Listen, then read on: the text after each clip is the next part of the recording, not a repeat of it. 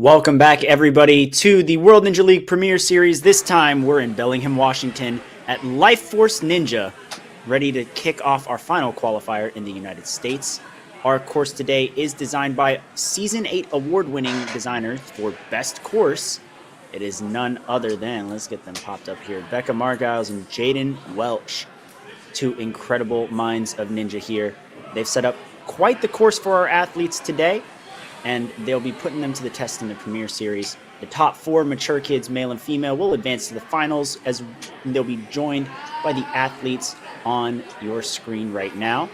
You'll see the mature kids female and mature kids male divisions.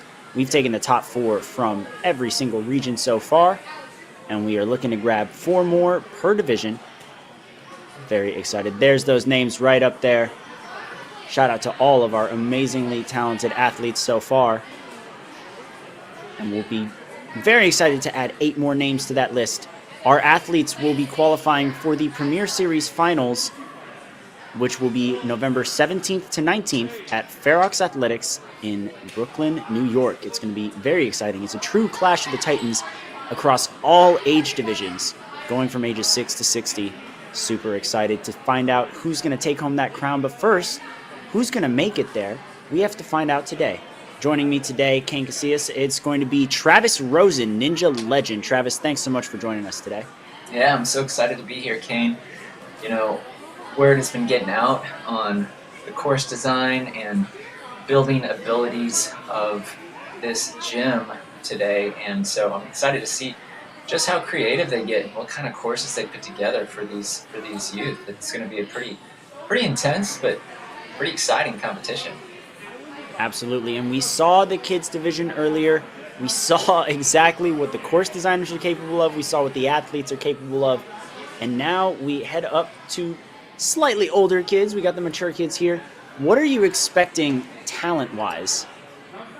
Well, you know, it's going to be a lot of what we saw with the kids, just a little more strength, most likely, a little more speed, a little more skill on knowing how to run the course. Clearly, it's not just about how to overcome this one obstacle, it's how to put together this whole course, one obstacle after another. There can be a lot of strategy in there, so I'd imagine this is going to be a little more taxing course than what we saw with the kids earlier today. It's going to require a little more strength, probably some bigger leaps and reaches and speed required, but I think it's going to be pretty intense, but good. I agree, and our athletes today are going to have to face 2 courses. Starting off with the placement course, it's going to be your traditional flow course format, 1 run, and it is over. Our time limit for the kids division was 45 seconds, so I would expect a lot of speed today. That's going to be a major factor, speed and efficiency on the placement course. Now, your performance on the placement course determines the run order of the challenge course, which is our new format made specifically for the Premier Series. Our athletes are going to have 2 retries for the whole course, but you can only use 1 retry per obstacle, which means that there are 3 different ways a run can end. Of course, if you fail the same obstacle twice, your run will be over. If you fail 2 obstacles, you use your retries and you beat them both, you're still alive, but if you fail a 3rd obstacle, then your run is over. And of course, the ending that we all want as athletes, as commentators, coaches, supporters of the community, we want a buzzer. That is the 3rd way that your run could end on the challenge course. The top 4 in each division will qualify for the finals. Now, a bit of a clarification here. For the mature kids female division, we have 4 athletes, and because of that, we're not just going to give away free spots to the finals. Instead of trying to get in the top 4, which is automatic for our female athletes, they're going to have to beat the first 3 obstacles in order to punch their ticket to the finals. They still have to earn it, but 3 obstacles, given the skill level of some of these athletes, it's definitely doable. Yeah, and that's a great addition, I think, Kane. You know, growing up being a gymnast, wound up doing well in college, but my early years, I wasn't always the greatest, but yet there were times I was able to move on to some of the regional competitions just because of a placement when I didn't actually deserve to be there. So hopefully these women will blow past even that third obstacle. But I think that's just a way to help ensure just the best, highest quality athletes making it to the finals. Absolutely, 100% agree. And we've got some major players coming in the mature kids female division. We've got Eloise Olson, who's ranked number 1 in the Northwest region. She'll be followed by third in the Northwest, Avery Whitaker. And then also number 1 in Canada for the WNL, Claire Norris. So we've definitely got some heavy hitters in the female division. If they have to beat those first 3 obstacles, I definitely trust all of those athletes to be able to do so. On the men's side, I see quite a big name here. The Mature Kids 2023 World Champion and third strongest ninja, Gavin Shields, coming out of Vitality. We've seen a lot of success out of Vitality. Again, our elite female world champion, Addie Herman. Elite male strongest ninja, Noah Munier.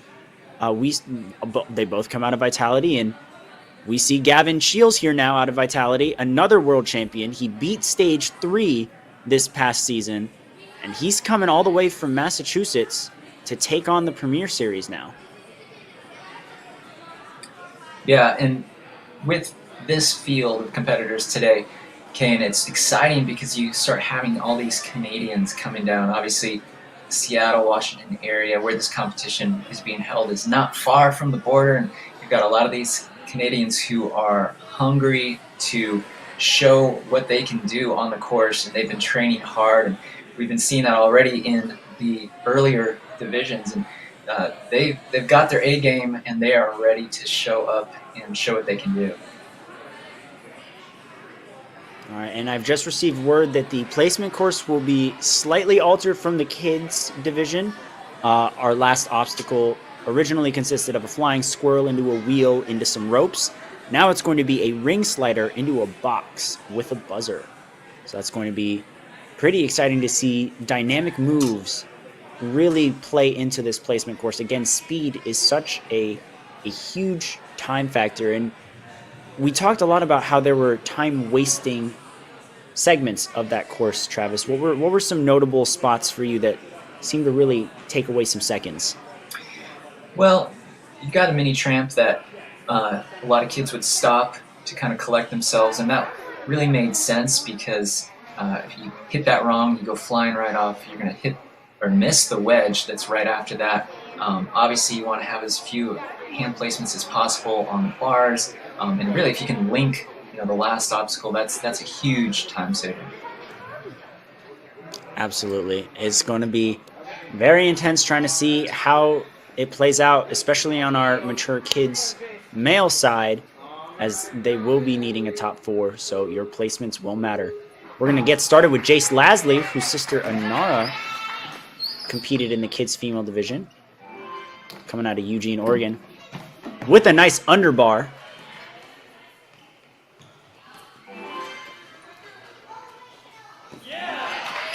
He's going to breeze right through those rings and hop on over to the ring slider. Leap over to that box. Hits. Oh, he's going to get the box very soon. Oh, it's a shelf that swings down. And a great move. I'm so lost on where we're going because this is new to us, but Jace knows exactly what he's doing. Hits the buzzer. First runner of the division. 39.5 second clear. Yeah, Jace did so well. He was really moving efficiently, very quickly, not a lot of wasted time or movements. And again, hats off to the designers at Life Force. That was a really fun, creative course, especially with the new ending. We weren't quite sure where they were going with that, but that was really fun.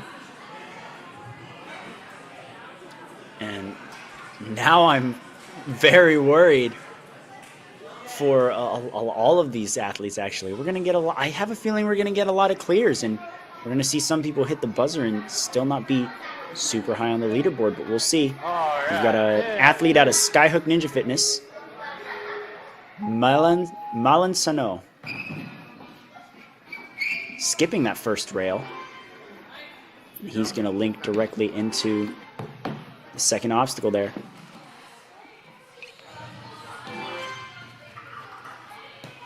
And there's that strategy you were talking about, Travis, really running through the rings and being able to pull through it.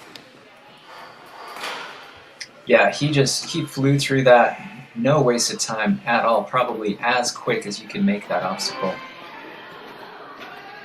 Saw a couple of extra swings on that bar for the salmon ladder. And he's going to reach over.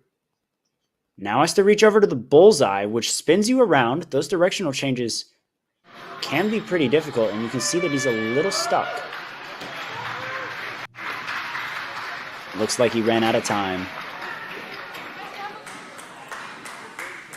Yeah, time really is going to be the factor with this, especially seeing, very first person up, clear. They're going to have to really push it, but clearly try not to do too much and get disqualified or fall on an obstacle. But as we just saw right there, he had a smooth run, quick run going, but yet still timed out. Miles Wilson, another athlete out of Skyhooks over in Oregon. Starting to see more team members there. We saw Tyler Bowers, a team member of that gym, take the win in the kids' male division. Oh, that was so smooth right there. I'm not sure if you noticed just how quickly his hands moved on those bars. He linked everything, just very fluid, very efficient. Definitely taking a calculated approach. Probably needs to go a little quicker here, but really good so far from Miles. And it's interesting to see we're not seeing a pullback on that ring from the bar to match and pop the lache. Might be the faster move. Oh, there goes the shelf. Oh, too bad for Miles. That was a good run that he had going. Just hit that shelf a little too soon. Wasn't quite ready for that grab. And you know what? Maybe I spoke too soon. I figured we'd be seeing a handful of clears. And, I definitely underestimated the course here. Once again, Becca and Jaden putting up another deceptively challenging course. Yeah, and I said with the kids earlier, when a ninja makes a course look easy, that's a huge compliment to them. It really shows how good they are at this sport. And, we've seen that from several already. Again, with our first clear of the day, it was looked smooth, effortless, and that just shows how hard training has been going on for some of these kids, because this stuff is not easy, especially under the pressure, with the speed. It's so tricky, so they're doing a great job. Absolutely, and we're going to come up soon with Jacob Schmidt going to be taking on the course. Jacob was ranked 5th in the Northwest region. A local ninja training out of Life Force.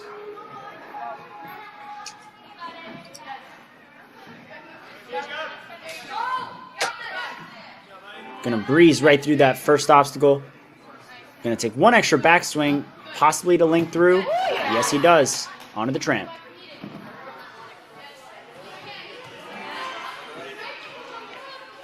It seems to be one of the better techniques that we've seen is coming straight off that wedge, sprinting right on the box with no hesitation right into that first ring. When it comes down to time, if you take a moment to kind of stop and pause and pull that ring back, it might come back to haunt you. Oh, but he peels off the lache. The bar lands on him as well. Hope he's okay. Let's take a look at his successes, however. Yeah, it's never fun to obviously fall off an obstacle or peel off when you've got your hand on it. You think you've got a good grab, and then next thing you know, you're on your back. I've been there. I've done that. Hopefully he's okay, especially from that bar that fell. He had a good run going. Absolutely.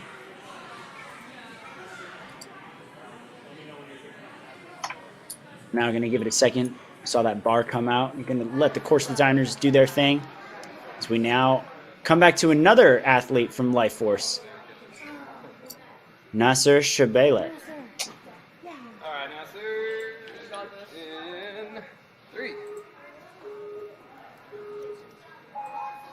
Nasser on the course, using those big strides to shimmy across very quickly. He's going to pop back once and, take one extra swing to be safe, and he's on to the third obstacle.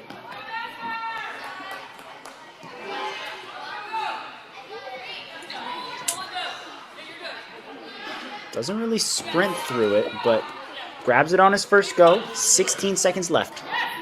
A good amount of time, but he's going to have to be quick on this lache. Oh, but he's a little crooked.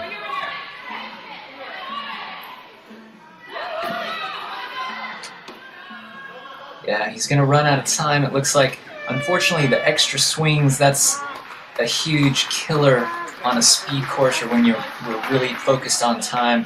You want to try to be just as quick and as efficient as possible. And some of those extra swings did probably prove to be a little costly there. Still a great run. Made it very deep into the course. And we're going to be moving on to our next athlete. Yet again, Life Force Ninja. Nice to see that the home gym's representing. This is Logan Stacy. Logan was third in the Northwest region. A lot of Northwest athletes, as this is their home region, so always great to see that they're showing up. I feel like the west coast of Ninja in the WNL is often overlooked, and they really shouldn't be. There's a lot of talent here. Logan being one of those talented athletes. Yeah, Kane, they really showed what they can do, especially right there. Logan just quickly, couple moves, making it through the bars right there.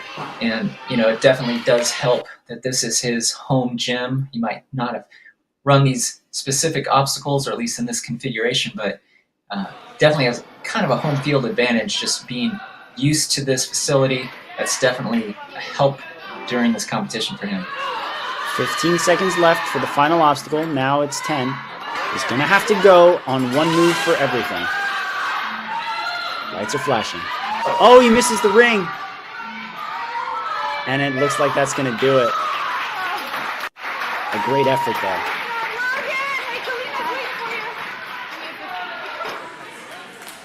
Yeah, that was so smooth right there. Even on that shelf, that was so good. You really have to get that ring spinning just right and make the one move right into the dismount ring if you want to get that successfully, especially if there's time just running out. You really don't have a lot of luxury of taking 2 or 3 tries because you can get stuck on that pretty easily. Now we're going to take it back to Alexander Crack. We saw his sister run Emma Crack a little earlier today. We'll see if Alexander can perform at the same level because she did very well. He's already moving very quickly. Gonna link right through and right into the third obstacle. Not really giving any time to rest, but you can't really stop on this course. The time limit is incredibly tight. Yeah, this seems to be the part of the course where it really kind of comes down to crunch time. How much time is going to be spent in between obstacles? How quickly can you actually go one obstacle right after another? And let's see if he can make this right into the finish. Can he reach the ring? Oh, he went the other way. I don't think he hit it with enough force there. He's going to race for the buzzer, but he just misses out. That was a great attempt from Alexander. Obviously fell just a short bit of the time, but that was still a really, really good run. Absolutely, and that run is going to put him in second place for the time being. Very fast time to that final obstacle. Of course, Jace Lasley, our only clear at the moment, taking first place.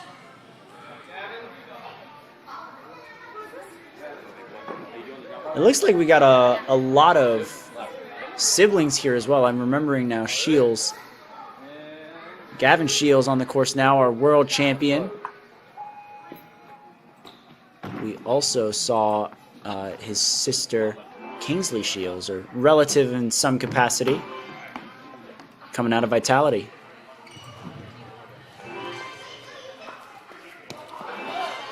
And 15 seconds through the first 4 obstacles. This is why he's the world champion.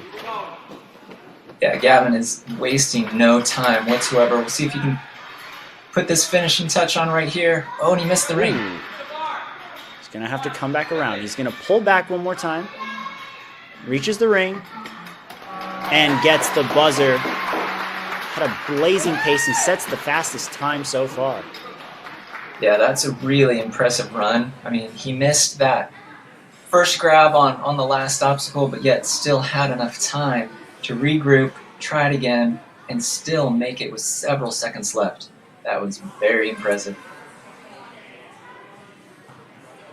And again, that's going to put him in first place, just less than a second in front of Jace Lasley. But regardless, they're both looking to be in very good position for the challenge course, getting to potentially be our last 2 runners in their division.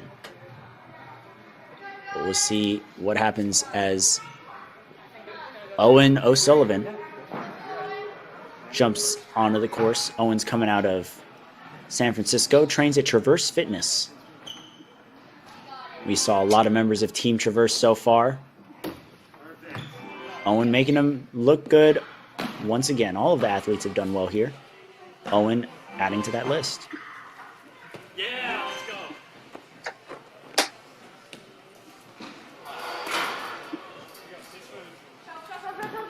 Popping through those bars. He's coming up to the last obstacle. He's going to have to get this wheel on his first attempt. Ooh. Skipping that first ring.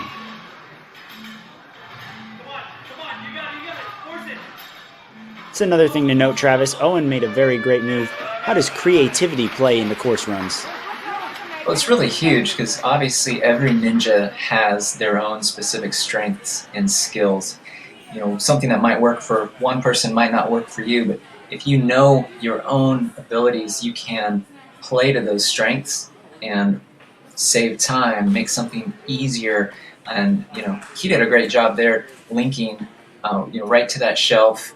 That was the time saver. Unfortunately, he did time out there, but it's huge being able to be creative while you're out there, or even strategize for that ahead of time, knowing I'm really good at this kind of an obstacle, so I can go about it this way, even though I see other people doing it a different way. Absolutely, and we can see that that inventiveness paid off as Owen lands himself in 5th place at the moment, puts himself in a very good spot for the challenge course. And look at the times between 4th, 5th, and 6th, all within essentially a second of each other. You know, Logan in 6th, just 1.2 seconds behind Malan in 4th, which is definitely a testament to how tight this field is going to be. I think we're going to see a lot of very close calls when we get to the challenge course. Yeah, I agree, Kane. It really comes down to even seconds, even tenths of a second. Obviously, this is just a placement course. It's not to get the final results, but again, strategy, typically you're going to want to be one of the more top placing ninjas in this round because it's such an advantage to go later for the next round, because seeing what other people do, what works, what doesn't work, is so beneficial and so helpful. So these ninjas, they're going to want to try to get as good of a place as they can just to help their overall chances in the next round. Absolutely. It's going to be very tough to tell. I will say there have been some challenge courses. I'm not sure that you've checked them out or not, but some of these challenge courses, the difference between 4th and 5th is sometimes 0.2 of a second or 0.1 of a second. It can be crucial. So I completely agree with everything that you just said. Yeah. Years ago, people might have remembered a moment where I knew all about tenths of a second with a really long rope climb on national TV. So I'd love to talk to you about that later. But Griffin Foot coming up. 4th place in the Northwest region this past season. Another athlete out of Skyhook in Oregon. Skyhook recently became an official WNL facility, so we're happy to see them and their team make a strong showing. The one thing I really love seeing, Kane, is these ninjas who show no fear. They kind of have a no hesitate, I'm going to attack this obstacle mentality, and it really shows their confidence, shows how much they've been training, how good their coaches have been doing. It's fun to watch that. Now here we go. Oh, just misses the grab on the ring. He's going to drop down. Probably realized he didn't have a whole lot of time to make a correction. He was very quick through this first everything, really, actually, the whole course. The one thing I'll say about that ring, what makes it a fun-looking obstacle is that it's a bit counterintuitive. I think a lot of these ninjas are thinking they can grab earlier than they can, but they need to actually swing it around longer than they think they should before they make that reach to the final ring, and it's tripping up some of these ninjas.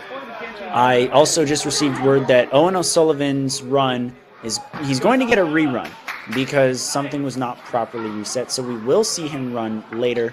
But right now, Sasha Cole is on the course, which was 12th in the Southwest region, rocking the Traverse Fitness jersey as well.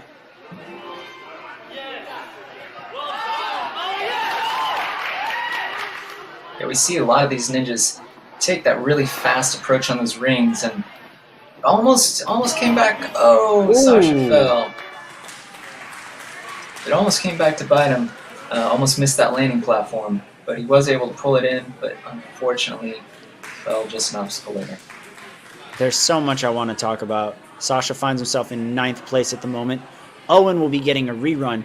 I want to look at 4th and 5th, though. Griffin and Milan, the same exact time to the obstacle. That's insane, to the final obstacle. That is absolutely crazy, but we'll see how that pans out for the challenge course with both of them having the same time.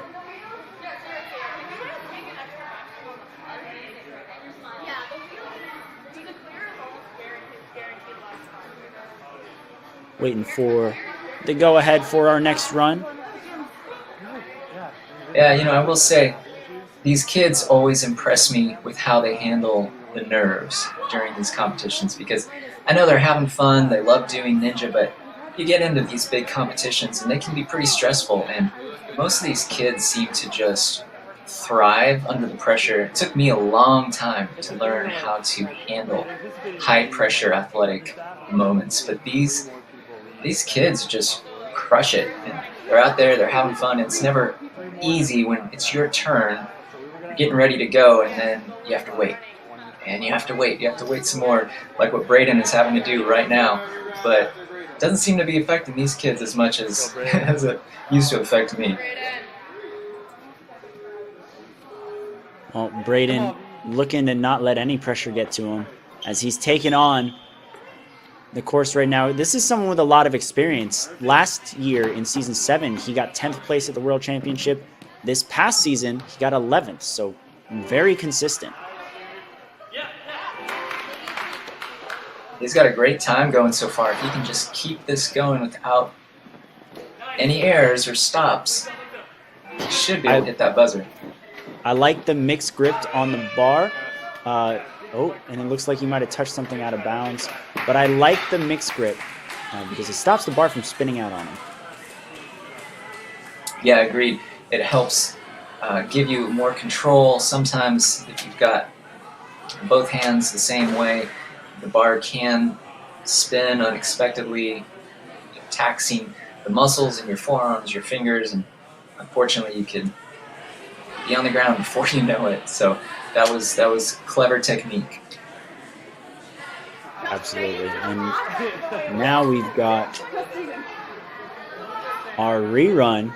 Did he change his hair from the first one? I'm not too sure, but Owen O'Sullivan's back after an obstacle was not properly reset. Gonna get his rerun. Now that what are the advantages of getting a second run? Obviously, now he knows how to do the obstacles, but what other factors play into reruns here, Travis? Well, there's a mental factor that comes into play because, again, you've got those nerves like we were just talking about, and having that first try, so to speak, now getting to go again, he kind of got that nervous energy out of him. He's probably much more relaxed and confident with focusing on what he has to do. So it's definitely an advantage. Clearly, he had no say over the obstacle not being set up correctly. So I like this approach. He missed the ring last time. He really forced through that lache on the wheel. He's got to hook himself in. 4 seconds left. And Owen O'Sullivan on his rerun gets the buzzer with the third fastest time of the day. Yeah, that was a really fast run. That was a great job. Everything was just not much wasted energy, not much wasted time. He was pretty much in charge of that course from the get-go. And a great job. That's going to put Owen in third place, having him go third to last on the challenge course in the Mature Kids male division. You can see our podium at the moment for the placement course. Our 3 clears, Gavin Shields, Jace Lasley, and Owen O'Sullivan. I did want to really focus on Jace Lasley. Bit of an anomaly there, in the sense that Jace ran first. And, we've been talking about how it can always be an advantage to go later on in a course run to, scout some strategy and everything. But Jace just went and he hit the buzzer. Yeah, that's a real testament to the skill level of Jace, but other ninjas who can do that same thing, because you haven't seen anyone complete it before you. You're the first one on the course, and yet he just completely crushed the whole thing. So that's huge. Well, now we've got our Mature Kids female division with Eloise Olsen. Had a hand-over-hand technique on the rails. Kind of killed her swing there, accidentally kicked the mat. She's going to hop off and move on through the course. But thankfully for her, she wasn't disqualified. Some competitions, if you do touch a mat like that, you can actually be disqualified or have to try the obstacle again, depending on which round you're in. But fortunate for her that was not the case. Absolutely, and now she's going to pop right through that lache, but she misses the grab. I think her backhand might have gotten stuck on the bar.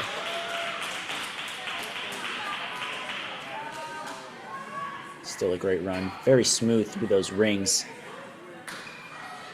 Again, we have 4 athletes in the Mature Kids female division. The placement course will determine their run order for the challenge course, but what matters is that they beat the first 3 obstacles of the challenge course. Avery Whitaker now on the course. A local ninja out of Life Force Ninja. And here we go. Jumping right through everything. Yeah, already she's got a really good pace going. It's neat to see when they're really attacking these obstacles with a lot of confidence, a lot of fluidity and strength, and just you can see there's an overall skill, and she really has been showing that so far. Gonna match and pop over to that lache. A little crooked and the bar comes down with her. Shocking fall. Looked like she had all the time in the world. Definitely was moving very efficiently. I can't necessarily think of anything she did wrong. I guess her hips might have been a little off axis, but regardless, shows a lot of promise. Currently in a good spot for the challenge course. Could possibly be going last, which can always be helpful. Yeah, again, definitely. I know we talked about it, but if you can have more ninjas going before you than after, you're always going to have a better shot of knowing what works and what doesn't work. So that's definitely a motivating factor for these kids. Now you can see Claire Norris, who for this past season was #1 in the division in Canada. You can see her coach there rocking a Canadian Ninja League hoodie as well. Our official partners in Canada. Yeah, and like we Good said hop. at the top of the competition, it's great seeing the Canadians in here, and they're all representing so well. And Claire is doing a great job. A little caught up here on the monkey rings. She needs to keep that going to not waste too much time, but she's doing a great job. 11 seconds left. It would be great to get to the last obstacle. If she gets through this Lachey, I believe she's in first place. So she's just got to get there and get off. But, oh, good catch as well by Jaden. Making sure the bar doesn't land on anybody. And I think I really bar, thought that she was going to make that Lachey. It's just from our vantage point, it's kind of hard to see exactly how far that distance is, but really thought that she'd make it. I know she was a little maybe on the smaller, shorter side, but thought she was going to make it. She took an extra swing, but it's just still proved a little too far. I forgot to read Claire's bio. Claire is apparently, for last year, she was the Canadian Ninja League champion. So You're good. that's a big thing, but looks like we might have to reset here for our final runner, Zainab Yusifova. She's gonna take quick steps through. Zainab, another member of Traverse Fitness. She's gonna just shimmy on over. You can see she's a little taller, so really having to keep the legs higher up. Looked a little awkward, but on to the second obstacle. Yeah, I do think she probably needs to try to go a little quicker. Obviously, you don't want to have a mistake, so that's part of the trick with doing these ninja courses. You want to go as quick as you can, but also as safely as you can so as to not do something silly and fail an obstacle. So it does look like she's going to time out here. Well, she does get the clear on the fourth obstacle, which does put her at the same mark as the rest of her fellow competitors. I don't think her time was fast enough to get her into the top three, but still a great run nevertheless. Yeah, it looked like she was maybe dealing with a little bit of nerves at the beginning, but looks like she overcame that, kind of settled in, and still did really well. And with that, that is going to do it for our placement course. We have all of our athletes set in their run order. I did want to take a look again at Avery Whitaker's Lachey on the salmon ladder. How does that free bar differ from, something that's locked in place, Travis? Because that took out 3 of our 4 athletes. Well, I'd like to see it again myself before I make a comment, but I know when a bar is not stationary, that it can spin and all that, it definitely affects how strongly you can grip that. And coming through the bottom of your swing, your fingers can want to pull out, and you don't have as much power going into that Lachey. So it definitely plays a huge part. So much easier for sure with a stationary bar. Absolutely. And again, Avery setting the fastest time so far on the Mature Kids female division. Definitely a run to look out for as she takes on the challenge course. She's moving very efficiently. It wasn't just a, second and a half, 2-second gap. No, she is 6 seconds ahead of Eloise, who put up a great run as well. As did Claire, as did Zainab. They all did an amazing job, but Avery just very clearly put the pedal to the metal a bit more than her fellow competitors. And that's something very exciting to see. Yeah, she did. And it'll be interesting to see how that translates into the challenge course, because clearly speed is what you're looking for, or you want to get that course clear on the placement round, but speed is so huge, but can have a different strategy in the challenge course. You want to go quickly, but you want to keep advancing obstacle to obstacle. So knowing when to maybe slow it down a little, take your time, size up an obstacle versus just blazing through. It'll be interesting to see how things shake out. Absolutely. And of course, that same mentality, that same sentiment carries over to the mature kids male division, as only the top four will get to qualify. We've got some heavy hitters. I want to spotlight Owen O'Sullivan here for a second. Owen got the clear with 41 seconds on the clock. He put up a great run, but most importantly, most notably, he did it twice. You have to think that that energy, had to have been a little more spent than the first time around. And he still managed to not only get to where he got caught up the first time around, but he also went past it and got the buzzer. Yeah, sometimes it can work both ways. Sometimes if you get a second run, you can be taxed, you can be really tired, so it's super impressive to see somebody go even further, do better than the first attempt. But then there's other times, depending on how long of a break you've had, it can almost be like a perfect warm-up. That first turn that didn't count, it's kind of your warm-up. Now you're feeling good, you're in the groove to where you can really hit your stride right from the get-go on that second attempt. So not sure which happened for Owen, but guessing it's more the second there because he looked so good.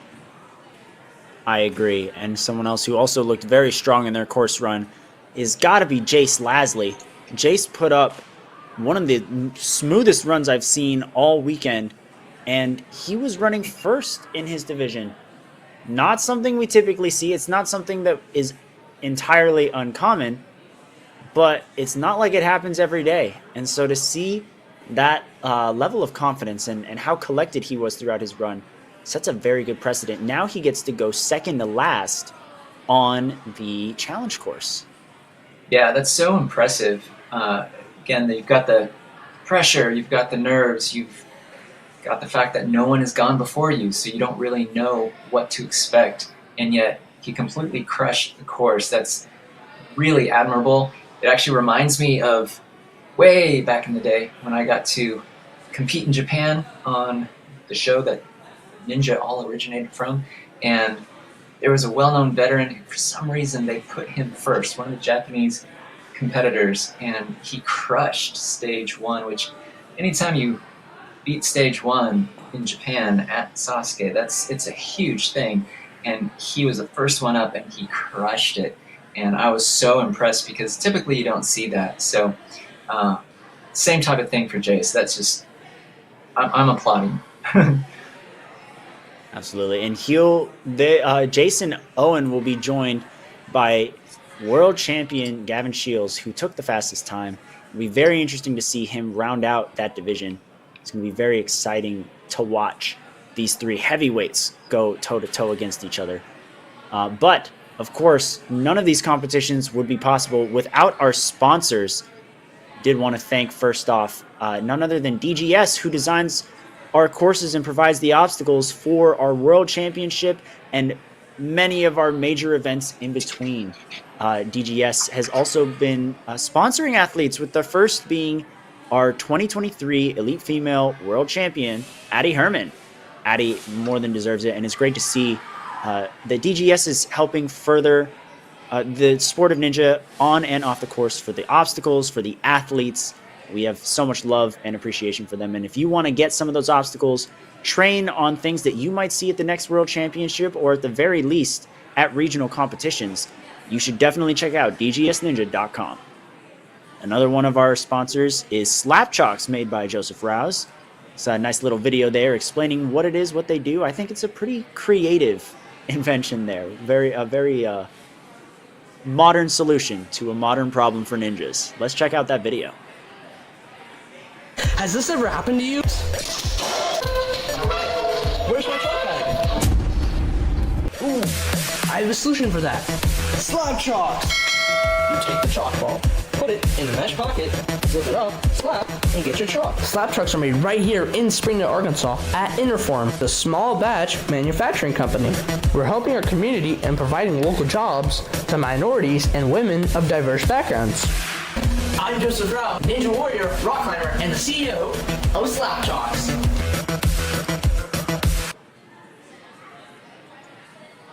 Always great to see Slap Chalks showing up for these competitions. But someone else who's been here since virtually the beginning of the WNL, it's NinjaWorks. NinjaWorks is the ultimate ninja timing system. They are around for WNL for the World Championships. For every major event, they power the Premier Series. They power all of the qualifiers throughout the regular season as well, Tier 1 and Tier 2. All of our World Ninja League affiliated facilities have free, unlimited access to NinjaWorks, and it has paid off majorly. You can check out all of the results on the World Ninja League website. You can you can check out everything in real time, updated for this competition, for past competitions, for past seasons. It's such a great partner to have for the World Ninja League. Thank you so much to Carl and NinjaWorks. And of course, also outside of the sport, we've got another athlete who is furthering the message of ocean safety. Here's a video by Enzo DeFerrari Wilson for his foundation, Ocean Needs Everyone. Ocean Needs Everyone is celebrating 5 years of saving the oceans. My name's Enzo, and through Ocean Needs Everyone, I help save the ocean by doing beach cleanups, seal and mangrove plantings, making art about recycled plastic, and making films regarding the ocean's health. How can you help save the oceans at home? Well, even if you don't live near an ocean, trash can end up in there eventually, so cut down on your use of single-use plastics. If you see trash on the roads or beaches, make sure to pick it up. Use less gas-powered vehicles, fish responsibly, and help support local organizations. I started my organization when I was 12 years old because I wanted to make a difference. So remember, you're never too young to follow your dreams and make a change. Let's all save our oceans together, one piece of trash at a time. Thanks so much, Enzo. We'll be jumping in very soon with the challenge course. We'll be kicking off with the Mature Kids Male Division. You can see all of our athletes there with our world champion in the Mature Kids Division, Gavin Shields, rounding out the challenge course for the men.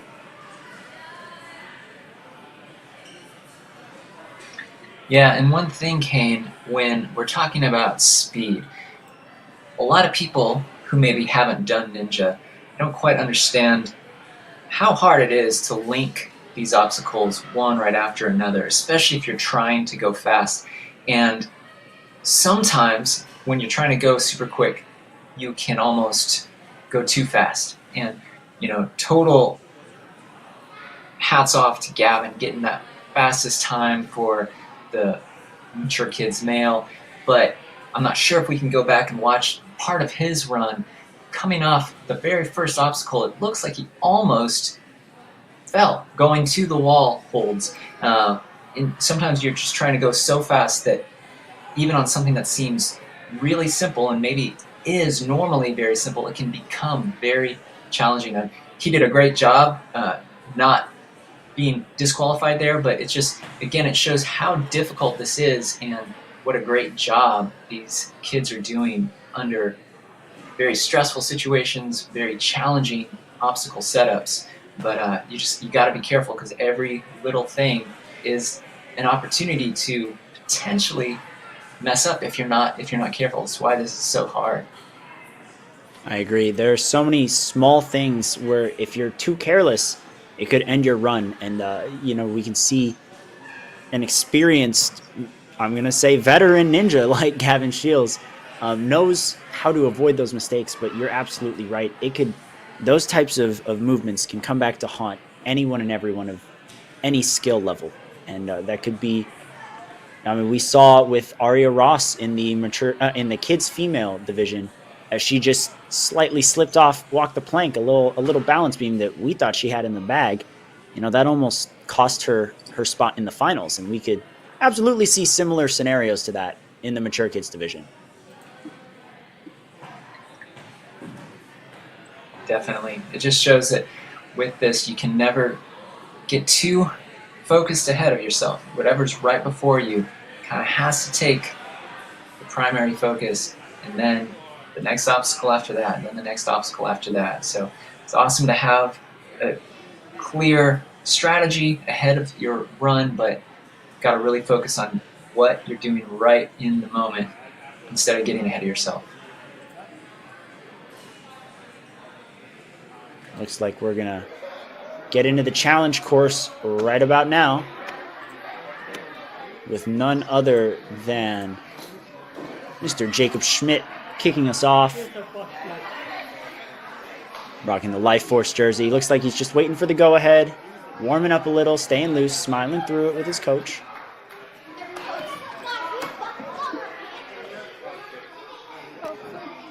I'm curious as to what kind of modifications we'll have for the mature kids division.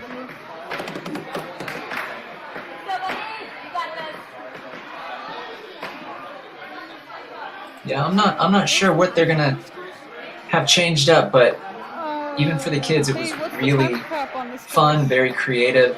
I would imagine any changes that they have made will just make me smile all the more, and it'll be a good challenge for these kids. But I want to trust and believe that a lot of them are still well able to overcome this, and want to hopefully see a lot of buzzers. And it looks like we're just going over some final, possibly Ninja Works stuff you can see in Jaden's hand on that tablet. Looks like Ninja Works. But Jacob Schmidt coming out of Life Force, going to be getting ready to go. Again, the challenge course format has our athletes using 2 retries, but you can only use 1 retry per obstacle, which means if you fail obstacle 3, you get your retry, but if you fail it a second time, you're done. If you beat it, then you continue, just with 1 retry remaining. And so, now we'll see Jacob take on the course. And up, and away, gets a quick release, and he comes in a plank run. And we saw so many movements, really take away from the time here. How does efficiency on these specific obstacles, how can you be more efficient, Travis?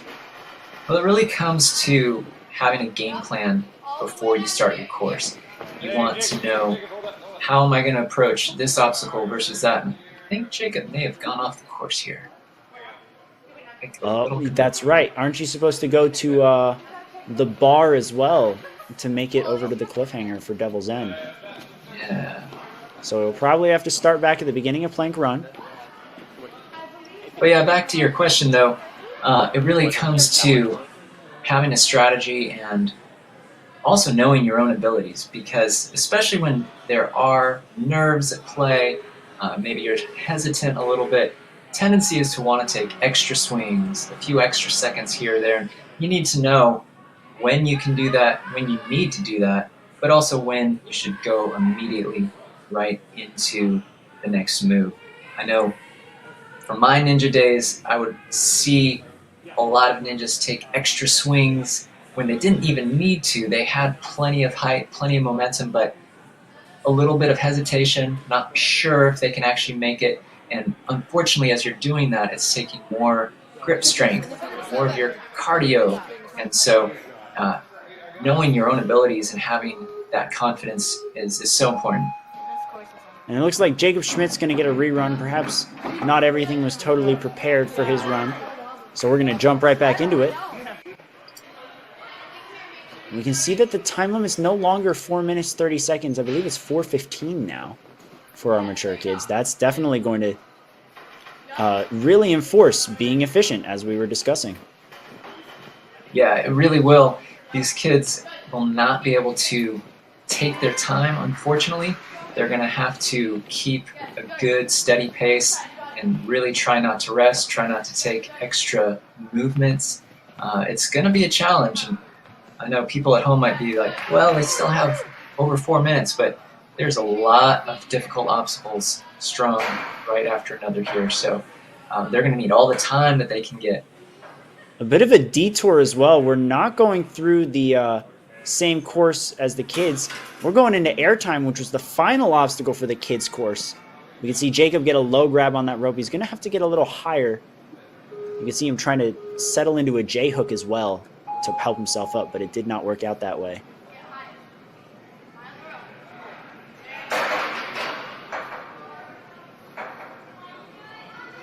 Yeah, There's clearly rope climb is such an important skill for all ninjas. You never know when you're going to have to climb a rope, though. It could be at the end of a big stage or right in the middle like this. Could be swinging. Oh, and he fell. And down he goes. There goes his retry as well. So that's going to do it for Jacob's run. Very curious as to how airtime is going to play into this challenge course and what comes after that as well. Yeah, and climbing a rope like that, especially when you've got the swing, the momentum, it can be really tricky. You know, some ninjas who are a little bit stronger can still fly up it just with their hands, but clearly save energy if you use a foot technique, but not everybody has solid foot technique, so that too is a really important ninja skill to have. We'll see how others face that. Coming up now is the athlete ranked second in the Northwest region. It was Nasser Shabelat, another athlete from Team Life Force. We'll be seeing how they fare. Running right through. We're not seeing anybody really use the side steps right now. Not that they really need to. Gonna come up to plank run. Great movement so far out of Nasser. Quick pop. Oh, one extra swing. Gonna pop forward again. And on he goes. Coming in around the bend. You know, one thing you can see already right off the top is there's more grip strength required in this course versus the kids. There's ropes, 2 ropes basically, right after another.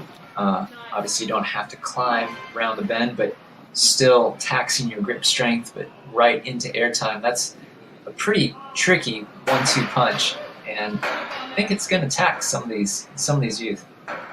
Something else I'm noticing, we're seeing a lot of the athletes jump out, not necessarily up to get a higher grab on the rope, but Nasser locks in with the J-hook, and he's able to essentially just stand. He's pushing through. On those rings, again, this was the last obstacle in the kids division. Now obstacle 4 for the mature kids. Goes to show the level of skill here, what's expected out of them.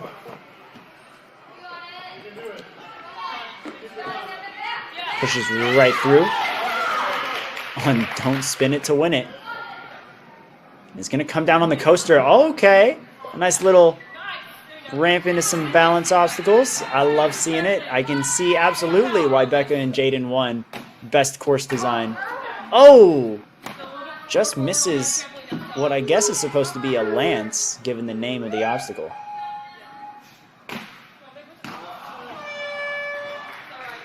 And down he goes again. Well, what a great run. We said it before. There's a lot of creativity with these obstacle designs, and I don't believe I've ever seen an obstacle quite like jousting. You know, you were talking about Sasuke a little bit, and that ramp certainly has Sasuke vibes there. Very exciting to see. Yeah, and Nasser, I mean, he did great though on that. Again, he had first one to make it that far. There's a couple pretty interesting new designs there on those ladder obstacles, and he did really, really great on spin it to win it, or don't spin to win, whichever that was called. He did not hesitate at all. He went with a lot of confidence. And that type of a spinning obstacle, that's a type that if you hesitate a little, that's when you're going to get into trouble. And he just, no hesitation. He sent that, made it through, no problem. Now we're going to see if Sasha Cole can follow in his footsteps. Sasha ranked 12th in the Southwest region, repping the Traverse Fitness jersey. Again, a lot of athletes coming out of Traverse this weekend. Always nice to see people making trips from California, Massachusetts, different provinces in Canada. Love to see how far of a reach Ninjas had. Oh, interesting grab. Sasha's going to push around the bend. Keep the rope if you can. Okay, that's right. And he's going to go for that interesting grab there. Ah. So what we saw Nasser do was jump from the bottom of the wall, but Sasha's going to jump from the top to get a better vantage point.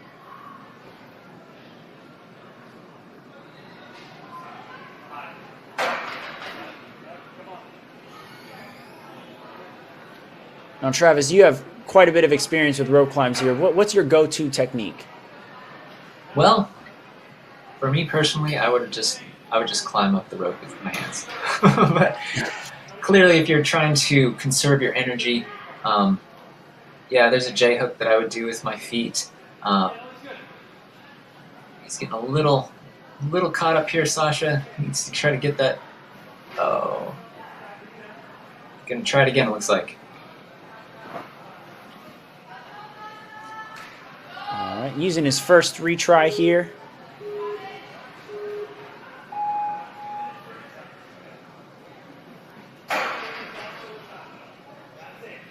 And up we go.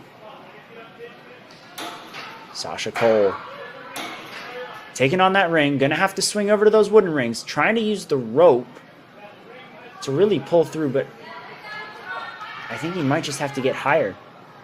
I believe we saw Nasser reach for that green bar. That might be where he needs to be instead. Clearly struggling here.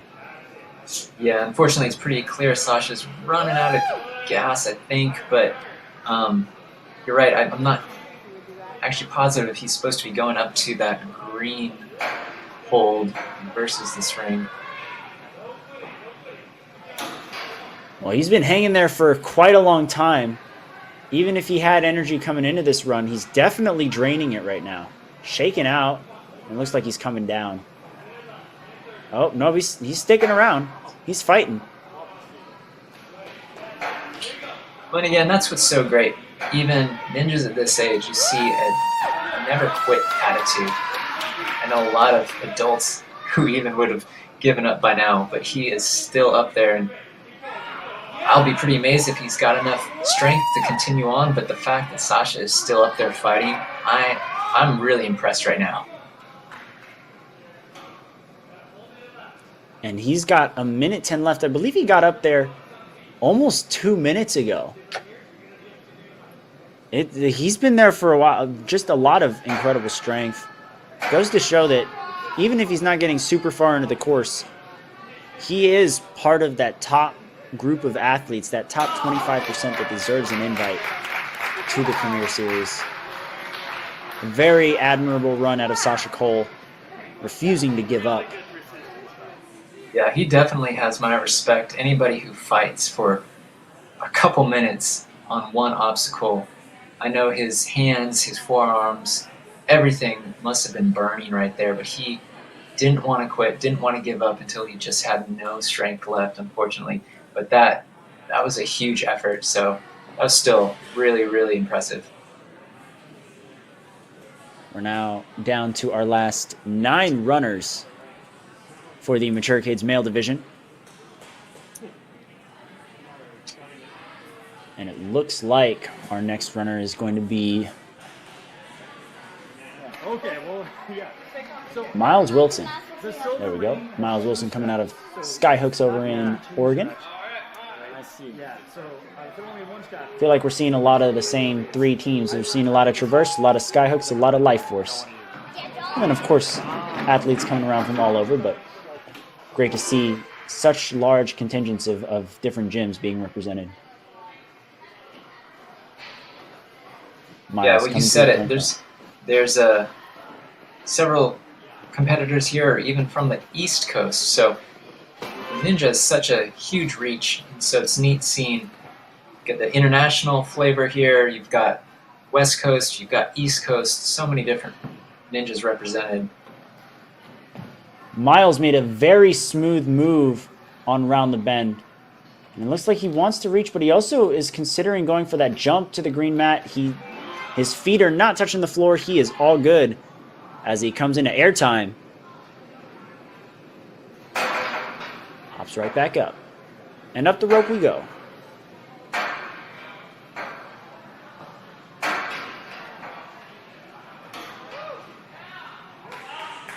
And there we see that reach for the green bar. Something that Sasha did not opt to do. But it works for Miles as he just makes it look so effortless. It doesn't even look like he's swinging. It looks like he's just letting the rings carry him to the next one. And now we head into Don't Spin It to Win It.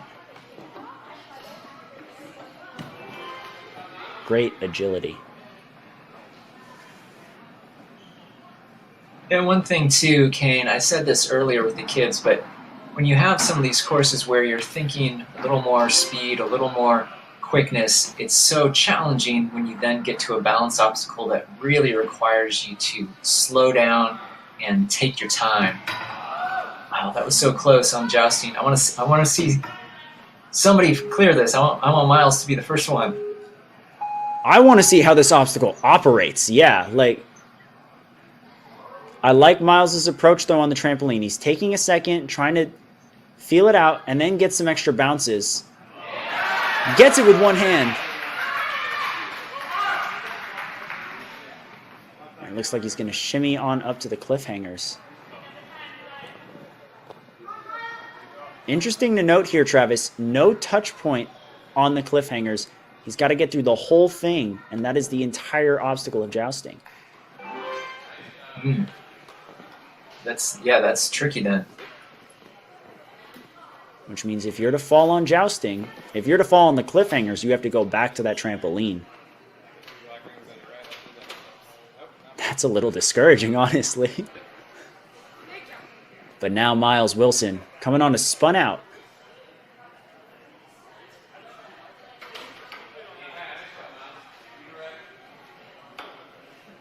You can see what appears to be a ring, possibly in a bear trap. But it takes that second ring off of its hook, its magnet.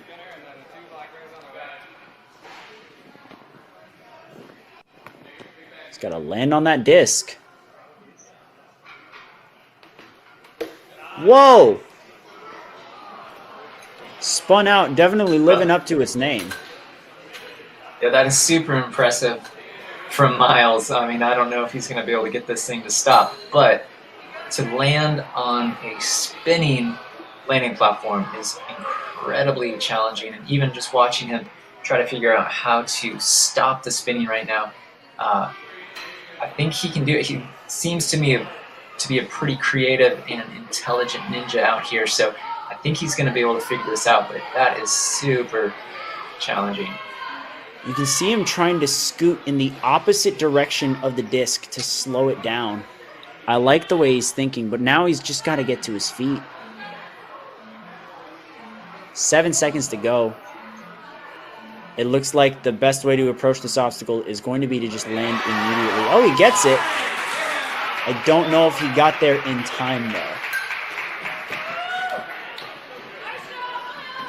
Well, that is definitely going to be potentially one of the main ninja killers on this course. That looks pretty tricky unless somebody comes along with just some really intuitive technique and beta on that dismount right there. But you know, one thing I liked about Miles is that even on jousting, you could see that he knew his level of skill, or what was the way he should go about that. He didn't go straight off the mini tramp.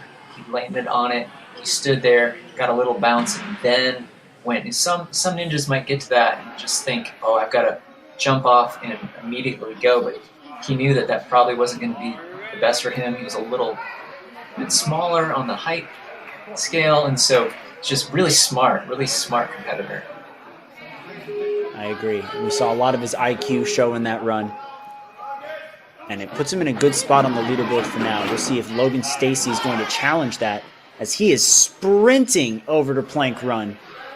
And this is where it gets interesting, because now Logan has seen other athletes run. He knows how fast he has to get to certain points on the course, and how fast he's capable of going in general. Yeah, and that really is huge. And I know it's a strategy that I used to use as well when I was still competing. When I'd see other people get to a certain place, as much as I'd want to clear the course, I wanted to move on. And so a lot of times I would go super fast up to the point that I knew that I had to qualify for the next round. And that's just another way, you know, you can kind of come up with your own individual strategy. Well, so far, Logan is moving like a champ. Quickly on a don't spin it to win it. And again, this kid has not stopped moving. He is speeding through this course. He's going to have to slow it down a little bit on coaster. Don't want to move too far forward. Very nice.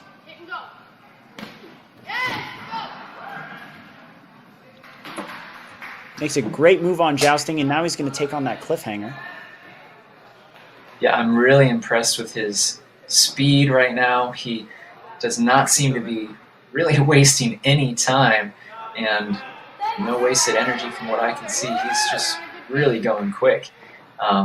Sometimes you can almost get going a little too quick, though, so I hope that that doesn't come back to bite Logan, because just like with a runner, if you start off maybe too quick, you can run out of gas before the end. So hopefully that's not going to happen here. And there's that strategy that I said, you're going to have to just land directly on that disc. Logan barely had any trouble on spun out, and now he's on tick, tick, tock. Looks like you have to reach the eyeglasses this time, and you slide it through before reaching up to that cliffhanger. Oh, this is a monster of an obstacle now, Travis. Yeah, for the viewers at home or people who just have never done holds like that, that is not easy. That's not easy at all. You need a lot of grip strength right into a crazy obstacle like this. That's really impressive. Now we're on to gut wrench. We saw that skyhook rotating, but now also a single bar that you have to pop up, similar to Kevin Brecky design known as Crank It Up. He's got to make that lâché. Oh, but he just misses. That's all right. He has a minute 11 left to get through this final obstacle.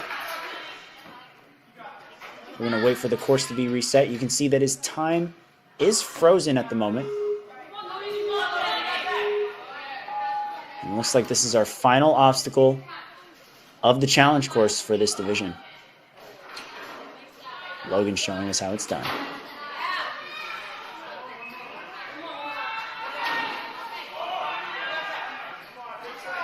Having a hard time locking it in. He's not getting it to that point where it starts, and you can see the grimace as well, Travis. I don't know. Yeah, his grip strength is definitely looking like it's starting to give out, and looks like he might just go for it from here. Oh my goodness! What a save! Oh my goodness!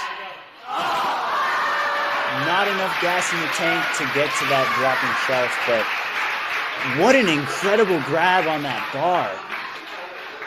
Yeah, honestly, I have no idea how he did not peel off right there. His fingertips literally were keeping him on that. I thought he was going to peel off, maybe go right down to his back, but phenomenal, phenomenal run. That was really great.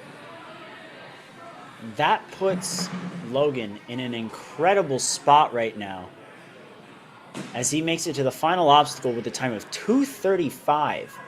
There's that grab again. He had to have ripped something there. Yeah, his hands are probably pretty tough, but I'm not sure for some of the pressure he was just putting on there. And again, with having that ratchet up type obstacle not even being horizontal, to be able to hold on and get enough swing to propel himself to the next bar, that is not an easy feat. So Logan, my hat's off to you. And that run is going to put Logan in first place for the time being. We still have 7 runners to go. Our current top 4 is Logan Stacy, Miles Wilson, Nasser Shabela, and Jacob Schmidt. Jacob Schmidt currently on the bubble. Have to make it past obstacle 4 to land in the top 4 right now. I have a feeling we'll see quite a few athletes do that. The bar is very likely going to be raised, so very curious as to see what that standard is going to be set at. Well, I was so impressed with how he got off of the spun out obstacle, or actually no, was it the tick tick tock? No, it was right before the tick tick tock. The spinning landing platform. That he made that look so simple. And here I just said a little bit ago that might be the Ninja Killer, but he definitely proved me wrong on that one. Well, now we're going to jump right into Malin Sanoz. Malin, 7th place in the Northwest region. A little awkward on up and away, but he makes it through. And we're seeing a lot of urgency from our athletes now.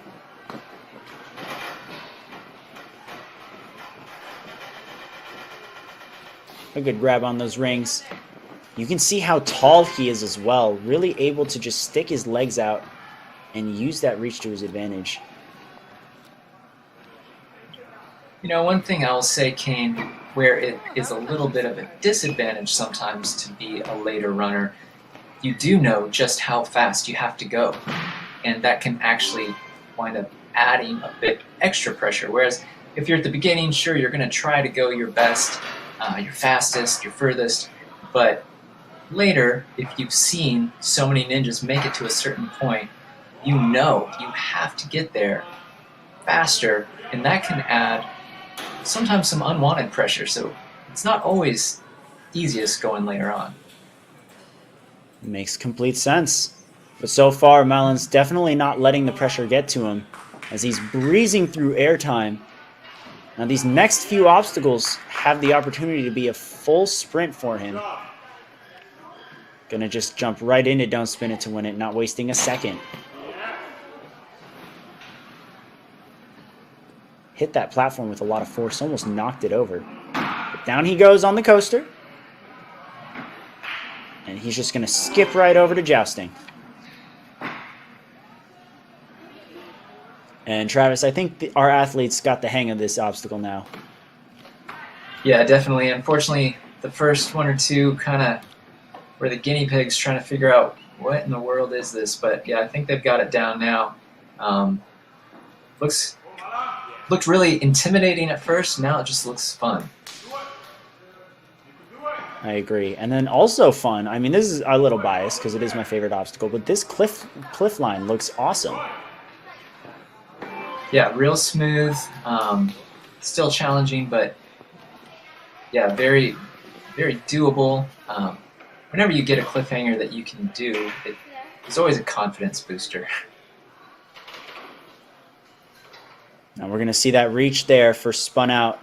Is Malin going to be able to land properly on the disc, or is he going to, as the name implies, be spun out, just like we saw Miles? Camera freezes, but we're waiting for... Oh, he managed to just kind of stand on the disc. Makes me think that he was very light-footed. Always happy to see that.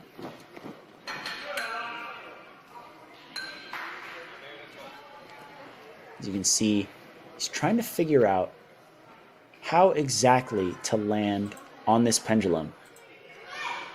Well, Kane, this is where it's so important to have a strategy going into it. Now, some obstacles you're just never going to know what it's going to be like until you're right there facing it right in front of you. But having a strategy, knowing how you're going to approach something, especially if it's a new obstacle you've never done before, it's so important. And there's that jump that we were waiting for. However, he has lost a lot of time. He had about a minute coming into this, and now he's got 30 seconds. He's got to turn around and jump. Losing a bit of momentum, but with one hand, launched himself out. But he gets up, and he looks kind of excited, honestly, Travis. I think that gave him a bit of an adrenaline rush. Well, yeah, I will say, even back in my gymnastics days, if I would miss a big release move on high bar, I'd be like, all right, we got that over. Let's get back and do it again and try to make it. So he's going to try to make the I thought he was going to try to make the most of that last try, but just kind of came off. You know what, though? What I like to see is that he didn't hesitate the second time around. That pendulum did not fear him, or he did not fear that pendulum. My apologies. And he just jumped right into it. Yeah, it's that fearlessness. He really had quite a bit of airtime there. Thankfully, Life Force is a very safe gym. There's so many mats, which is something that I always wanted when I was in my ninja training days. If there were no mats, a lot of times you would not see me doing the obstacle. So thankfully they had huge mats under him to where I would imagine he did not even feel a thing on that. Well, now we're going to meet up with the athlete who tied with Malin, at least by the hundredth of a second. I assume by thousandths. Griffin Foot was a little bit faster, and that's what he's going after. And onward he goes into plank run already. You know, something that I see as kind of interesting so far, the last several runners we haven't seen go quite as far. We had earlier on several make it pretty far, but the last 3 or 4 have not actually made it quite as far, which is a little interesting to me. So we're going to see how this last batch of ninjas, you know, if they can raise the bar a little bit. Absolutely. We're officially halfway through our run order. Griffin kicking off the second half. Had to really lock in with his arms there because you could see he's taller with a low grab on the ring, or on the rope. Apologies, why am I confusing ropes and rings? With a low grab on the rope, his legs were dangerously close to grazing the mat there. Yeah, and that's where everything comes into play with ninja obstacles. You need obviously the upper body strength and the grip strength and the footwork, but you also need incredible core strength.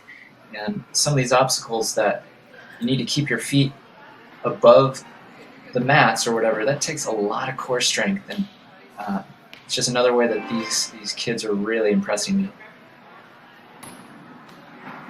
Griffin was ranked 4th in the Northwest region this past season, and we can see why. Making incredible progress right now. It's only been a little over 2 minutes to this point. Actually, a little under 2 minutes, pardon my French. And he's already on the 7th obstacle, about to take on the 8th. But of course, we've seen Spun Out be a little trickier. Even when our athletes have beaten it, we've only really had one that's flawlessly finessed this obstacle. Some people will take some extra swings, shift their direction a little bit. We'll see how Griffin does.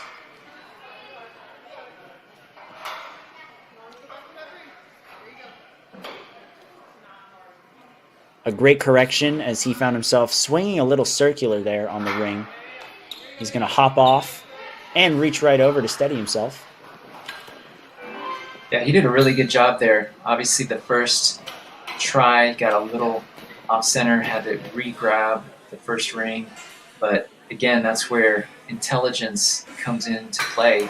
He realized that he wasn't, centered quite right, so he just recentered himself, stayed calm and collected, and made it. Grabbing those slopers like they're nothing. Those are not easy holds to grab. And now on to Gut Wrench. He's going to pop it back and launch himself on that skyhook. I love to see the propeller-like motion there. Just such a creative way to evolve an obstacle yet again by the Life Force team.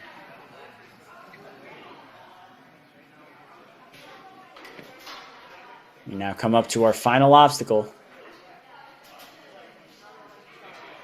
Going to give it a nice kick up. Oh, a little shift. He's going to need a little more than that on this next move.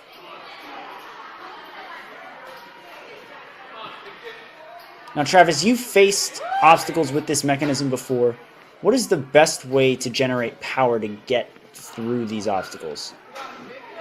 Well, especially on something like this, it's funny how many ninja obstacles take leverage into account. And so it can really help even these younger ninjas start understanding, the dynamics of leverage and whatnot. Because I would reach probably a little more higher up, at least have one hand higher up, and then with the lower hand, really try to use that as I'm popping myself up, almost like a salmon ladder or a hopping pull-up type feeling. Use that lower hand to kind of push up the end of that bar to help get that upward lock. But clearly he didn't quite get it, but that was a really good run. And there we have it. We've got yet another runner to the final obstacle. I think a buzzer is imminent at this rate. We can see that Griffin lands himself in second place with that run behind Logan Stacy. And with 7 runners, Miles Wilson is now on the bubble. We've got 5 to go, so this entire top 4 could change. No one is safe at the moment, and Braden Wood is looking to make a statement with his run. Coming out of Traverse Fitness. Good, quick, bouncy steps on up, up, and away.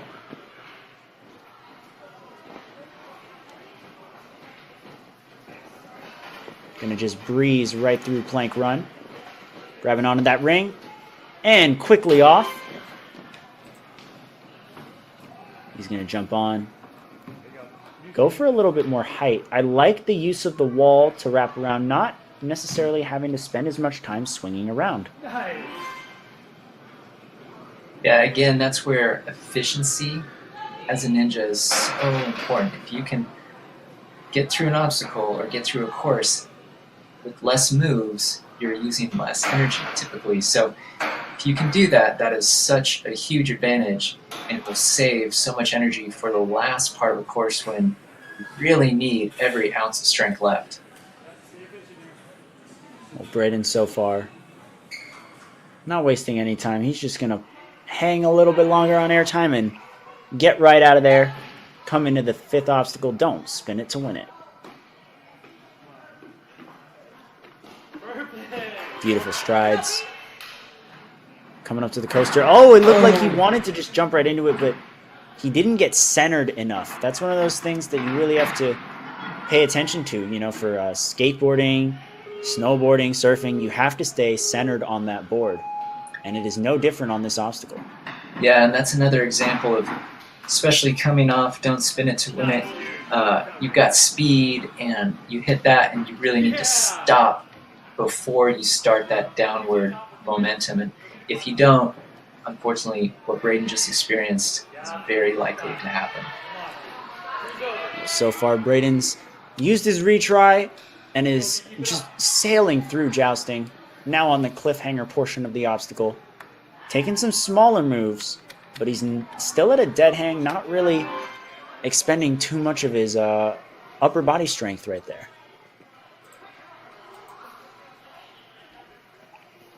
Yeah, it'll be interesting to see how he handles this last half of the course, because this is really when it starts getting a bit tricky. And, you know, at this point in a course run like this, he's starting to feel it.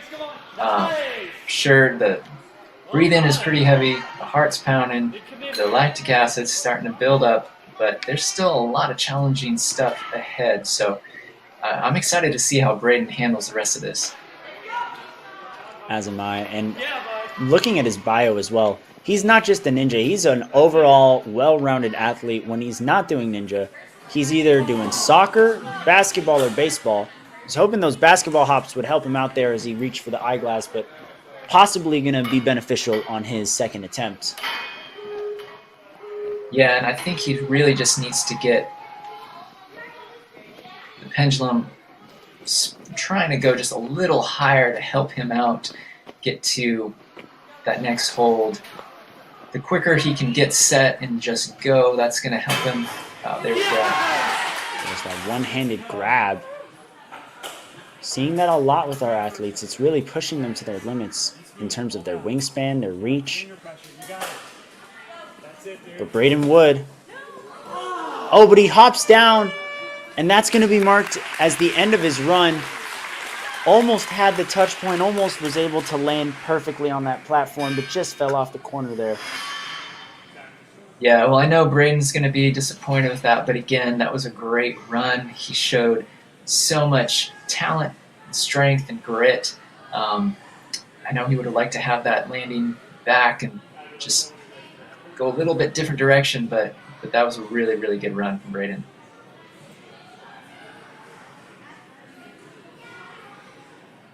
Well, for now, we are now at our final 4 runners of the Mature Kids Male Division, which means from now on, one runner will be guaranteed a spot in the Premier Series Finals, while another will be unfortunately bumped out of that top 4. We'll see who those 4 athletes are, though, as Alexander Craig takes on the challenge course. Well, and Kane, I can't really believe that we're at this point and yet to see the course clear. So I'm really hoping to see at least a couple. That'd be great if we could see all 4 of these last competitors clear the course, but kind of surprised we haven't seen one yet. I am also surprised, but given the success that we've seen to get to the last obstacles, you know, I think it's very likely that we do get a buzzer. I agree. Strong.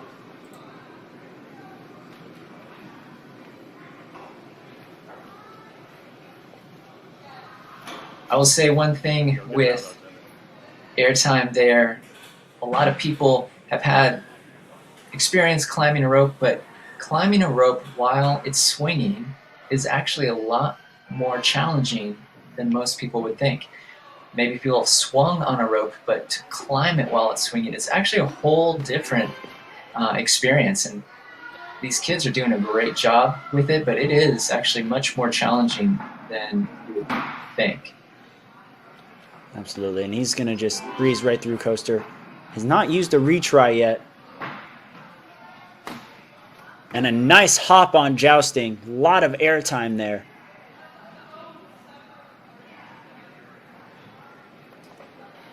He's going to shimmy on right through. Shuffling through those cliffhangers. Swinging back and forth a little bit, but it's not enough to stop Alexander Craig.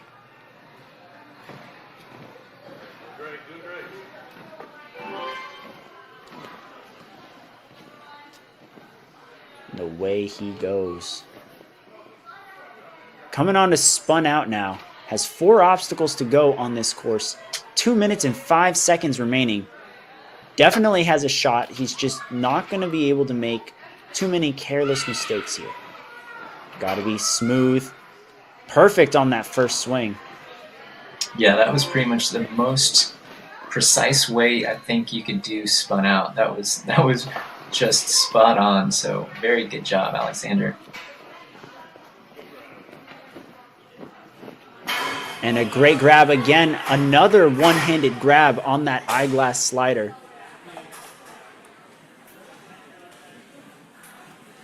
At first I was like shocked, and now I'm like almost expecting something like that. Yeah, again, it just shows the strength. Might have tweaked his neck a little bit, it looks like, on that landing, but it shows the strength in these ninjas and their grip strength and their forearm, even shoulders. It's really, really impressive. He's got a minute left and all of his retries remaining, which really just means he will get a second attempt on this final obstacle if he fails the first time. But hopefully he won't need it. He's going to try and pop it up one more time. Yeah, I like how he's really getting that swing, although he looks like he's just going to try and go for it. Oh, he made it great. That angled bar can make the lache so difficult. And same for that drop. Oh my goodness. They're really pushing it with these distances. It's close enough, obviously, to land on that bar, but just barely for some of these athletes. And they're not easy gaps. They're full sending this. Yeah, now if you got this obstacle all the way up horizontal, it would definitely be an easier lache. But the fact that he's just going for it and making it, that is so impressive. But, you know, at this point, the grip strength, yeah, I mean, the grip strength is just gone at this point. It's so hard to make those grabs, but, oh, that was so close. That was a really, really good run by Alexander. Well, Alexander Craig making it to the final obstacle, and something I did want to comment on that crank portion of the final obstacle, he decided on the second attempt to only take 2 moves, because on his first attempt he tried to take 3 and couldn't really force it all the way up. I think that's something that we'll be seeing a lot more from our younger athletes here. That third move, currently no one's been able to land that. So, perhaps that's the new beta. To get a little faster to the bar, it would be to just go with 2 moves. Alexander pushing through that and manages to land in second place, which does mean that Logan Stacy will be going to the Premier Series Finals. Alexander currently in a very good spot in second place, but we have our 3 placement course finishers coming up, starting with Owen O'Sullivan.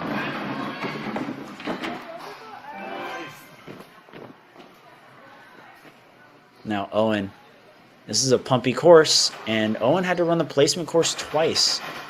How do you think that lack of energy is going to affect Owen as we take on this 11 obstacle course? Honestly, I don't think it's going to affect him that much because all the athletes here, they train quite a bit and are in really good shape. And he ran that course a fair amount ago. He probably is completely recovered is my guess. But this is just a hard course regardless for anybody, even coming in completely fresh. So it's kind of a bit of an unknown, but I liked how Owen approached the placement course. He had a lot of confidence and just really blazed through it. So I'd really like to see how far he makes it on this course. He could be our first buzzer. I agree. Owen's a very capable ninja.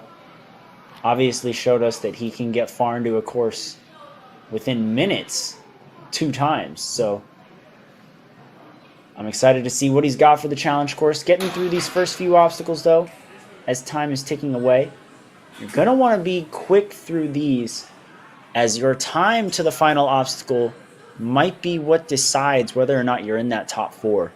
So every movement and every other obstacle before it does matter.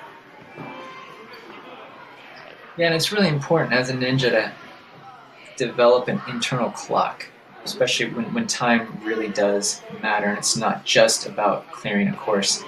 And I've seen a lot of ninjas over the years in big competitions sort of forget about that component and maybe take a little too much time and maybe been good enough to clear the course, but they unfortunately just run out of time. So hopefully Owen keeps this pace at a manageable rate and doesn't go too slow, because this is a really long, challenging course.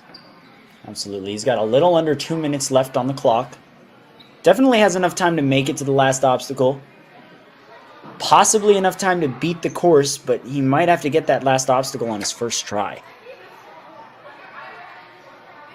Yeah, I agree, Kane. I think from here on out, he really has to be very efficient with every obstacle and every move. No wasted or extra swings or tries. He really has to be pretty flawless from here on out. I agree, and he's taking a stroll between obstacles right now. I don't necessarily think it's a sign of fatigue. You can definitely see that he's sizing up the obstacles and eyeing them down. Very calculated. So I definitely think it's more of a pro than a con. But I am worried about how much time he has left on the clock. Very methodical approach as he comes up to tick-tick-tock. What I'd love to see is Owen just hit this really aggressively. First try, maybe one swing back and forth and then right into the next grab. But looks like it's going to take a little bit more. And almost has it. But he's going to have to try one more time. He's got 30 seconds left to make that move up to the eyeglass. What's tricky with a pendulum like this is the more swings that you take, the lower and lower it goes, unless you have got a really, really good pump beta of how to keep that thing gaining momentum. But so the more swings that people take, it's harder to make that next grab. And again, we talk about the speed. He's got 1 second left. Unfortunately, that's not going to put him very high on the leaderboard, but that run is going to put him in 4th place for the time being as he made it past tick-tick-tock. It was just the lack of speed towards that back half. You could see really when he got to those cliffhangers, he was moving very efficiently through jousting. It just wasn't the fastest. And now, while he does find himself in the top 4, he finds himself on the bubble with 2 runners to go. Still a great run out of Owen, though. Yeah, definitely. He did do well, and maybe having to run that placement course twice did actually affect him more than I was thinking, but no one else had to do that. So he was the only one who went through that. So yeah, he probably was a little bit more spent, but he did really, really well regardless. Absolutely. And now we're going to be taking it to someone who has had the most amount of rest this whole time. It's going to be Jace Lasley, who ran the placement course first and is going to be running the challenge course second to last because of his fast time to the buzzer. Yeah, he'll definitely have a great advantage, I would say. Being first up in the placement round, getting to watch all these ninjas up to this point, he should be the most rested, like you said. He's been able to watch almost everybody go. So, yeah, I'm excited to see this run. Well, it looks like we're just waiting for some course resets here as we head into our final 2 runners of the Mature Kids male division. I definitely think we're still, we can't rule out the possibility of a buzzer. I think it's very much possible that one of these 2 athletes could break through that final obstacle. Yeah, I really hope so. And again, as we talked about at the top of this broadcast, that's where, with course design, it can be really, really tricky, because you don't want to have a course that everybody is clearing, but you also don't want to have a course that nobody can clear. And this looks to be like just the right amount to where it looks doable, but maybe only by 1 or 2 people. Let's hope that Jace can be the first. Jace coming out of Northwest Ninja Park. Lives in Eugene, Oregon. I did mention this when his sister ran. That is my old hometown. So come on, Jace, don't let me down. Now, we did see his sister Anara place 4th on the challenge course. She will be going to finals. We'll see if Jace can join her. Always great to see Ninja be a family affair.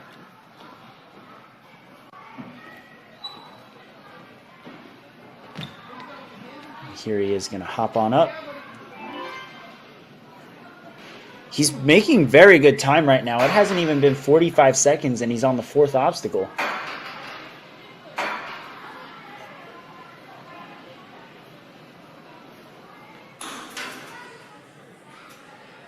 Good wrap. What I like to see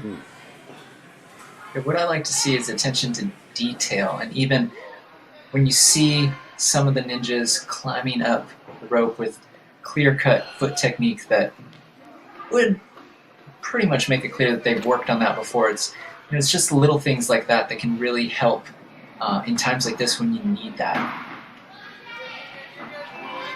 And I want to comment on just how smooth he was through those last 3 obstacles. The rings on airtime, he just sailed right through and then didn't bother stopping at all. It was just so effortless, especially on coaster. He looked like he was just chilling for a little bit. And he's made great time as well. Not even 2 minutes have passed, and he's about to approach the 8th obstacle. Yeah, he definitely has a great pace going. I think the biggest challenge is going to be this dismount on spun out, and just see if he can make this grab from Tick Tick Tock, and he could wind up going really far. He's going to wrap his feet around the bar there. Now facing Tick Tick Tock. He's got to make that move up to the eyeglass. We've seen a lot of people be fully extended. I like that he's forcing the metronome. Oh, down he goes. Didn't go for the ring. Definitely had enough height for that, but he went for the bar instead. Yeah, it looks like he might have not been able to go to the side as much to where the ring is, but that is an extra 6 to 8 inches, it looks like, to go to the bar. So when height is a challenging aspect, oh, see there, you got it that time. That's great. He's going to reach right over to that cliffhanger, grab some slopers, and drop on down. A minute 20. Yeah, a little bit over a minute 20 for the last two obstacles. Plenty of time. He's just going to have to get through everything on the first attempt. Now here we are, obstacle 11, the obstacle that's tripped up so many athletes already. This does also put Jace in the top 4 for the time being. What a move.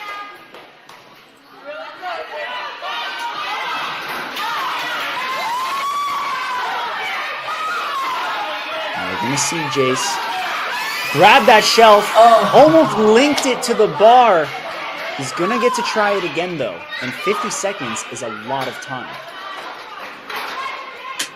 Yeah, that was clearly pretty phenomenal. Obviously, we haven't seen anyone quite get that far. The fact that he linked from the shelf to the bar, that was unexpected for me. I'm not sure if that will come back to haunt him, if he would have maybe been able to make it had he not done that, but I mean, he had a game plan and he went for it, so let's see if he'll get it now this time. Oh, he just misses the shelf that time, and you can see just how many people were rooting for him to get it.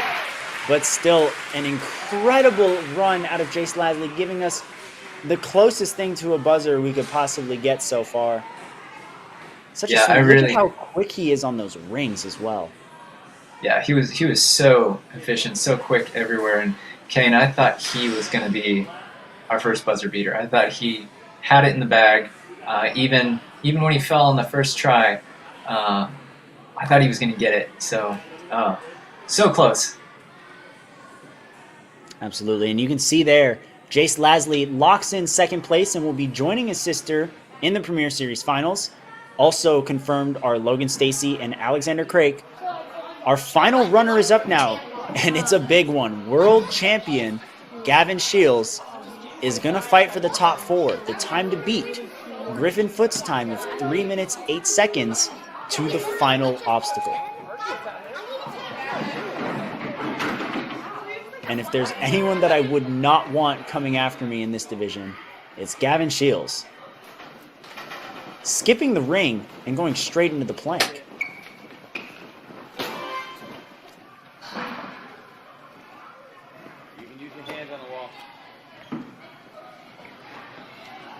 Not only was Gavin our 2023 world champion, he got 3rd in Strongest Ninja, which means across all stages and skills, he averaged 3rd place.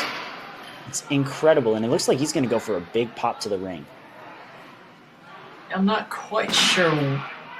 Okay, I get it now. I wasn't quite sure how the ring was coming into play for some of the ninjas who have tried that, but Gavin clearly made it work pretty easily, actually. So that definitely played to his strategy. It's only been a minute. Again, the time he has to get to the final obstacle is 3 minutes 8 seconds. He is well ahead of that pace right now. I kind of like the technique that Gavin and several others have now had on the coaster. You know, they get down on their hands and knees a little bit, not really having to balance as much as maybe the creators expected them to. Again, that's the intelligence of these ninjas. They figure out what works the best, what's easiest, and a lot of times do things a lot easier than even the designers intended.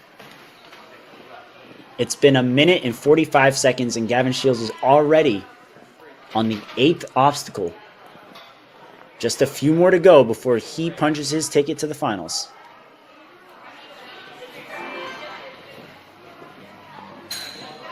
Here we are on Tick Tick Tock. Not wasting any time. Going to wrap himself right around. And a huge jump up to the side. It's the other side. I mean, he's going to reach for that ring. And quickly on to the next thing. Not a problem for Gavin. That was great. You could even see that he thought about making the jump from the pendulum the very first drop. He was thinking about it, but he took one extra swing. That's really, really impressive. And with this incredible time to the final obstacle. Gavin Shields will be going to finals. He is in the top 4. We will be seeing him. I don't know if he's first or second, but he's one of the two. The real question is, Travis, is he going to get that buzzer? I don't know. I think I've got a good feeling. Kane. I definitely have that same feeling. You can see just how much power he's putting into his laches here. Moment of truth. He gets it. He's got to make this last move.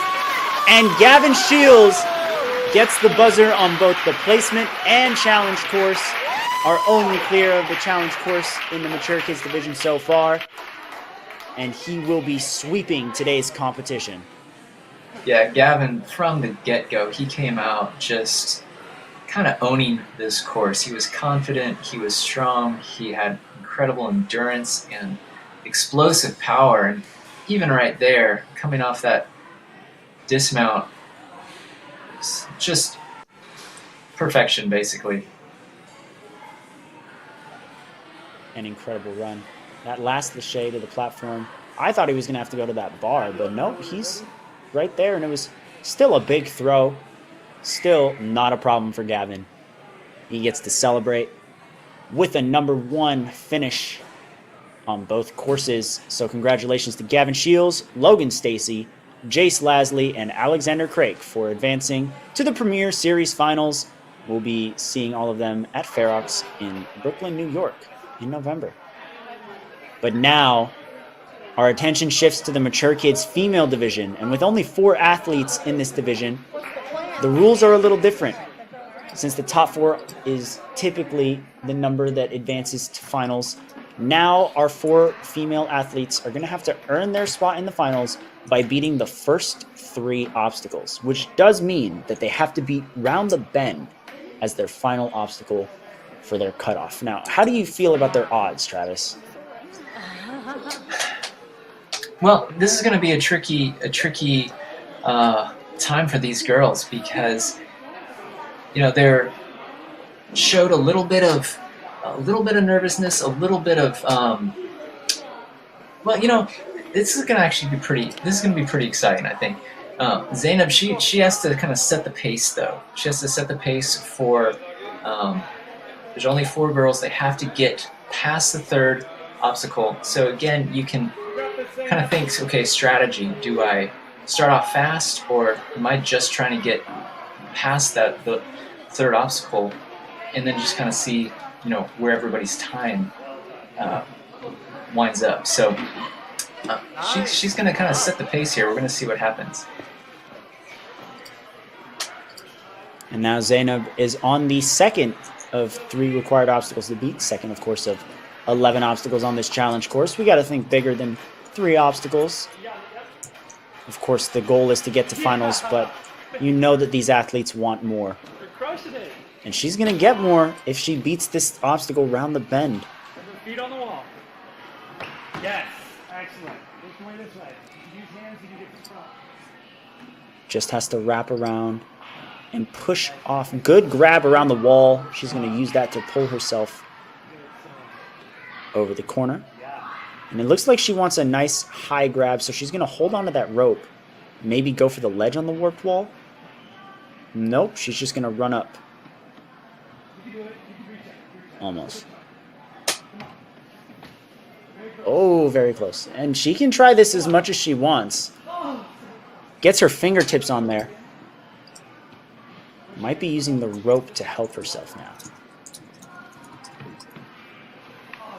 Oh, very close. You know, something that I tell the kids that I coach, when you put your hand on the warped wall, you're kind of pumping the brakes on yourself. And it's one of those things where maybe it'd be better if she went for the two-handed jump, the two-handed reach to give herself more height and a little more speed coming into that ledge.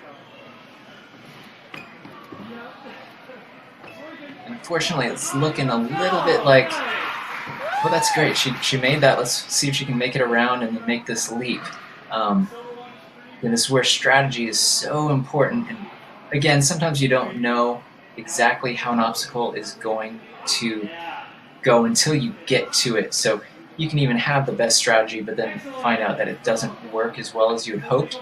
But she's definitely struggled a little bit here, but it looks like she should be able to make it past this leap. It's a big leap, but I think she can do it. And she does, which means Zainab Yusifova will be advancing to the Premier Series Finals. Congratulations to her. Now, let's see how far she can get into this course.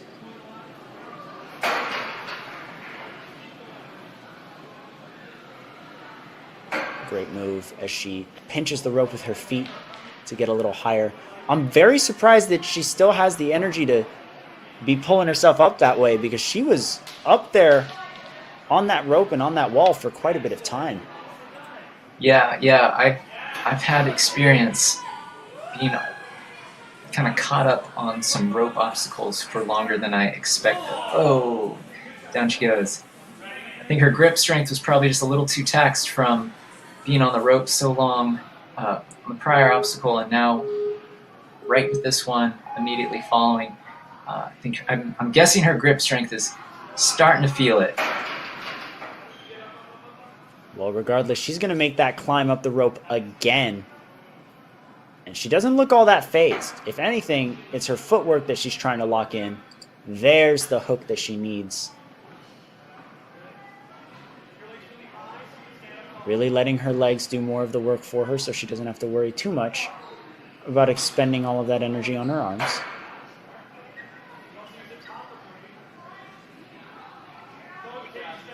"45 seconds remaining." She's still fighting through all of these obstacles, Travis. It's just such an impressive and just inspirational feat to have. I like what she's doing here. Trying to swing, use the ring to swing closer to the bar. Yeah, again, that's super creative.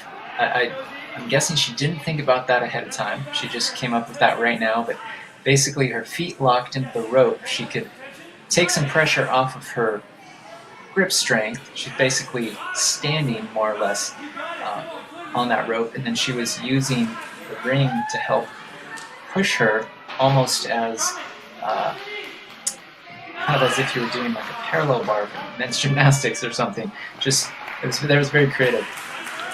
Well, she got the clear on airtime before running out of time on the course. It's incredible to see the fight out of this run. Congratulations to Zainab again. She's going to the Premier Series Finals with that run. Definitely nothing to be ashamed of, especially given how hard she fought for every obstacle. Yeah, definitely. Just again, that never quit attitude that pretty much every ninja embraces. You know, that was very impressive. She was not going to go down without a fight, and she kept going until she unfortunately timed out. Well, our next runner is going to be Claire Norris, who was the Canadian Ninja League champion for the 6 to 8 year old age group last year. Now, obviously, jumped up to a new age division, a little older this time around. But it says in her bio that she can lock off for days. And there's definitely a lot of opportunity for her to show off those lock-offs. I definitely am ready to see that. Some of these younger ninjas in particular, they do impress me with their lock-off abilities. And again, for those who might not understand, a lock-off basically is kind of a pull-up position, but on one arm, kind of holding that locked position. On one arm, that is not easy. So a lot of these young ninjas, though, they seem to really excel in that kind of strength, and it makes some of these upper body obstacles very doable, maybe even sometimes more than for adults. Sure. Nice. Block that. And now Claire Norris is facing the obstacle she has to beat in order to advance to finals. Big right foot. I've already seen Big a right good foot. handful of Canadian athletes qualify today. Okay. Will Claire Norris add her name to that list? Heel hook. Up and over. Very smooth so far. Are you gonna do it? It looks like she's Go just for going it, to go baby, for you got that it. big jump. Out it, girl. Great move. And there we have it. Claire will be going to finals. Congratulations to her. Everything else is a victory lap and a quest for that buzzer. Let's see how far she gets.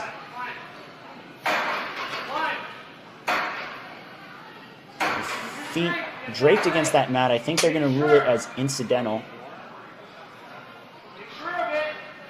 And she's already working her way very quickly up to that bar. Control the drop. Nice. Keep going. You got it.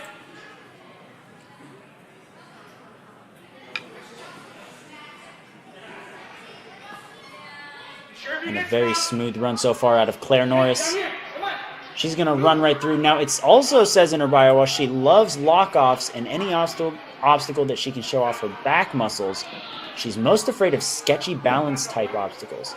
And I wouldn't necessarily say this is sketchy, but you do have to be quick, and you can see her taking a step back to really build up some speed to charge through. And it does seem like a lot of balance obstacles like that.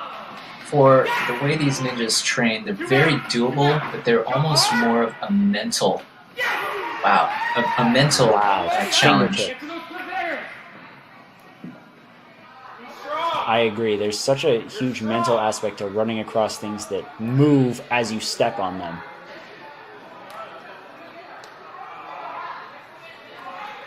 Now Claire breezing through the cliffhangers. Oh, just a little misgrab there, but she's going to reach right back over and pull herself in. She's now advancing over to spun out with 1 minute and 35 seconds left on the clock. Still plenty of opportunities for her to make it even further into this course. Of course, we know that she's going to finals. How nice would it be to be able to say that she placed first in her division at this qualifier?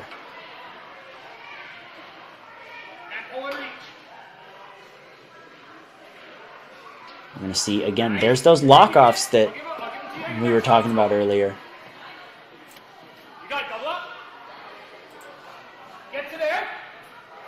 Great move. Lands on spun out perfectly. Yeah, she might not like sketchy balance obstacles, but she landed that one super well. And her run is still alive with 50 seconds left. Coming on to tick-tick-tock. She's going to have to be quick to get to that eyeglass, though. Going to squat a little bit to generate some more power. Going for the jump. Oh, one more. Ooh, tried to reach out to both. I think it might be better to commit to one side. What do you think? Yeah, definitely. I don't think she's going to have the height to grab both. It's going to be quite a challenge, I think, for her to even grab one side, unless she can really just generate a lot of swing on this pendulum.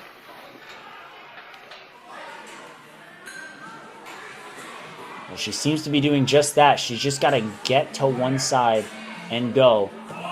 Just misses it again, but making it to obstacle 9 out of 11. What a great performance out of Claire Norris, one of Canada's top ninjas.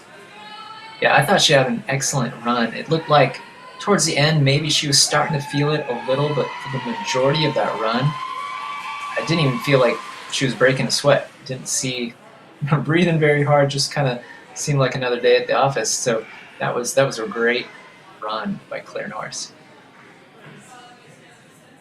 With that, we have 2 athletes locked in for Premier Series finals, and we're looking to get 2 more here as Eloise Olsen, training out of Life Force Ninja, is going to be taking on the course now. 4 minutes, 25 seconds on the clock.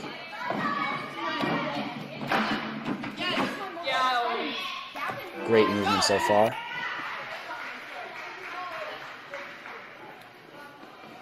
Nice, Eloise. You got it.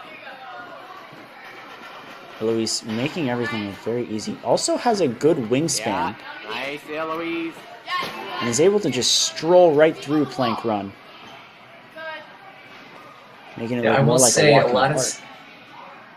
lot of times height can play a factor, but when it comes to ninja, wingspan can be a huge advantage.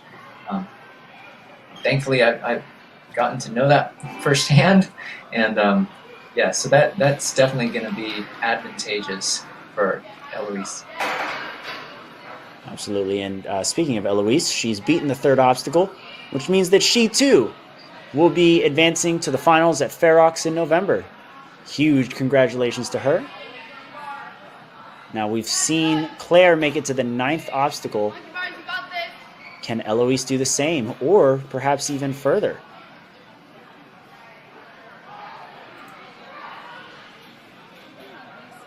Eloise was ranked 1st in the Northwest region this past season for the Nice WNL. job, bees. And she's showing why. Moving through very smoothly.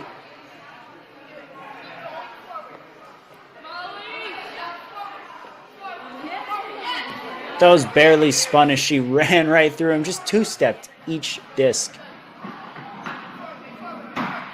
And I like it. We're not seeing as much of a crouch as we did from the boys over there. They're just kind of standing on the coaster, and it's working for them. Yeah, I think so far Eloise is putting together a really solid run. I can't compare exactly. I feel like maybe her pace is a little ahead of our last competitor, but I think she's looking really good so far. Really strong, very calculated, and efficient. I think she's definitely going to have a lot left in the tank. Stresses in. I agree. And now we're going to see just how much she's got left. She's a little ahead of Claire's pace right now, coming into spun out. But so much can happen on these last 4 obstacles. Nice job, bees. Going to make that reach for the ring. How's she going to land on that disc? Oh, crooked. Going to have to straighten herself out first. Yep.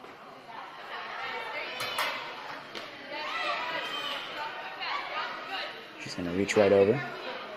Oh, good catch with her foot there.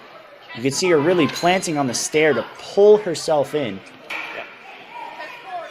You got it, Eloise. Just jump chest onto it. Chest onto it. And Eloise is now going to be taking on Tick Tick Tock.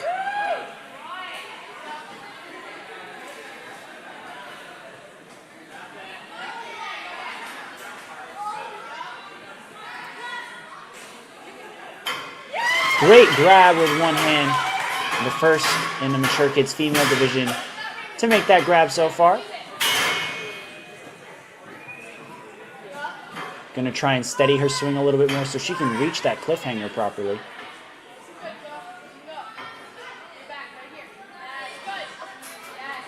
And there we have it, a great grab.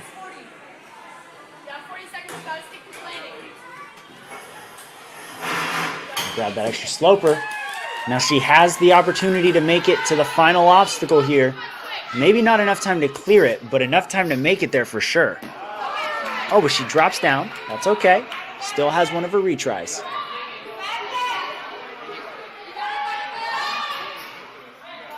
$16 seconds remaining.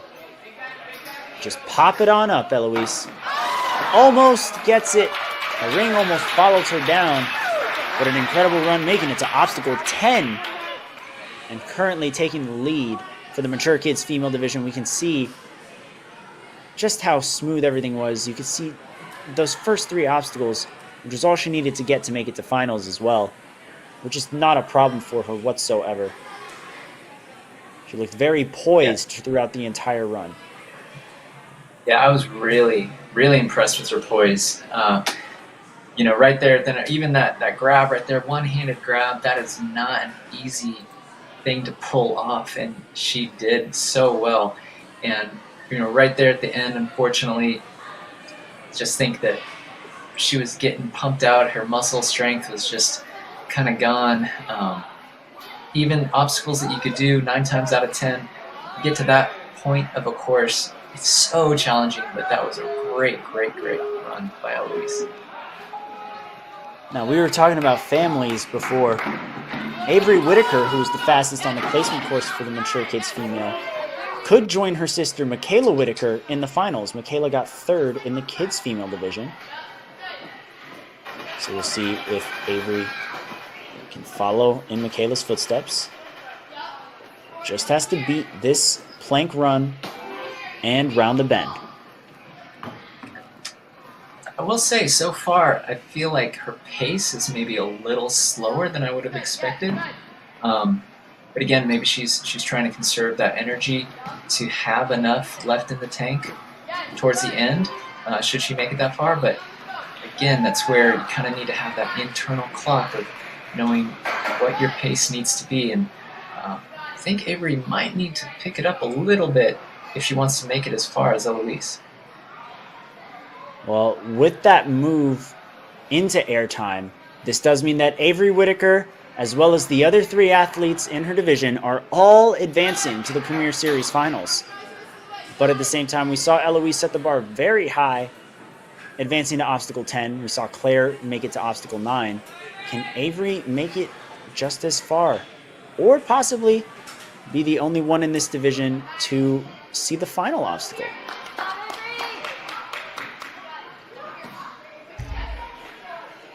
A good jump over to the mat. Gonna just sprint right through, not hesitating like her fellow competitors that definitely might favor her a couple of seconds there. Yeah, definitely. There was no hesitation.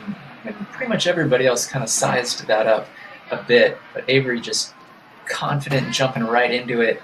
That's definitely going to help her time. Something I understand sizing up is that trampoline on jousting.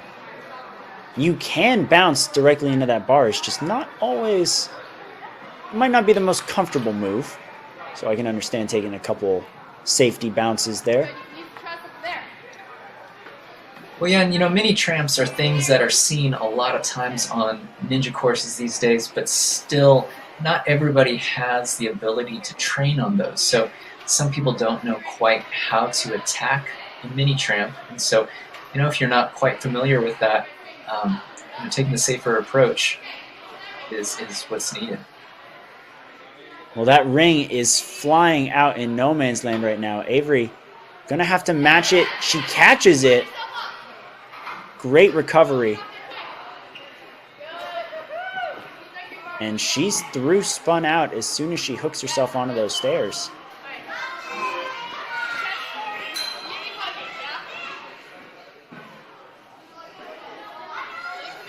Gonna have to make the jump.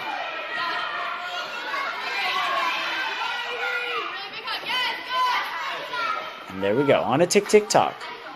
I believe she is currently in second place. Oh, but just kind of jumps through the middle there. Not enough height. Yeah, I would say this tick-tick-tock obstacle is so technical. You really need to know exactly how you're going about it. Not only from the amount of swing you need on the pendulum, but which ring you're going to. Oh, too bad there. And unfortunately, that's going to end Avery's run. But that was more than enough to advance to the Premier Series finals. Look at how smooth she was through all of these obstacles, even with that catch to recover on spun out. Which means congratulations are in order to Zainab, Claire, Avery, and Eloise, who takes the win on the challenge course, as all 4 of our athletes in the Mature Kids female division will be going to finals. Yeah, one thing I'd love to say about Avery, and I've seen it with a lot of different ninjas today, sometimes things go a little different than you plan, and she didn't panic.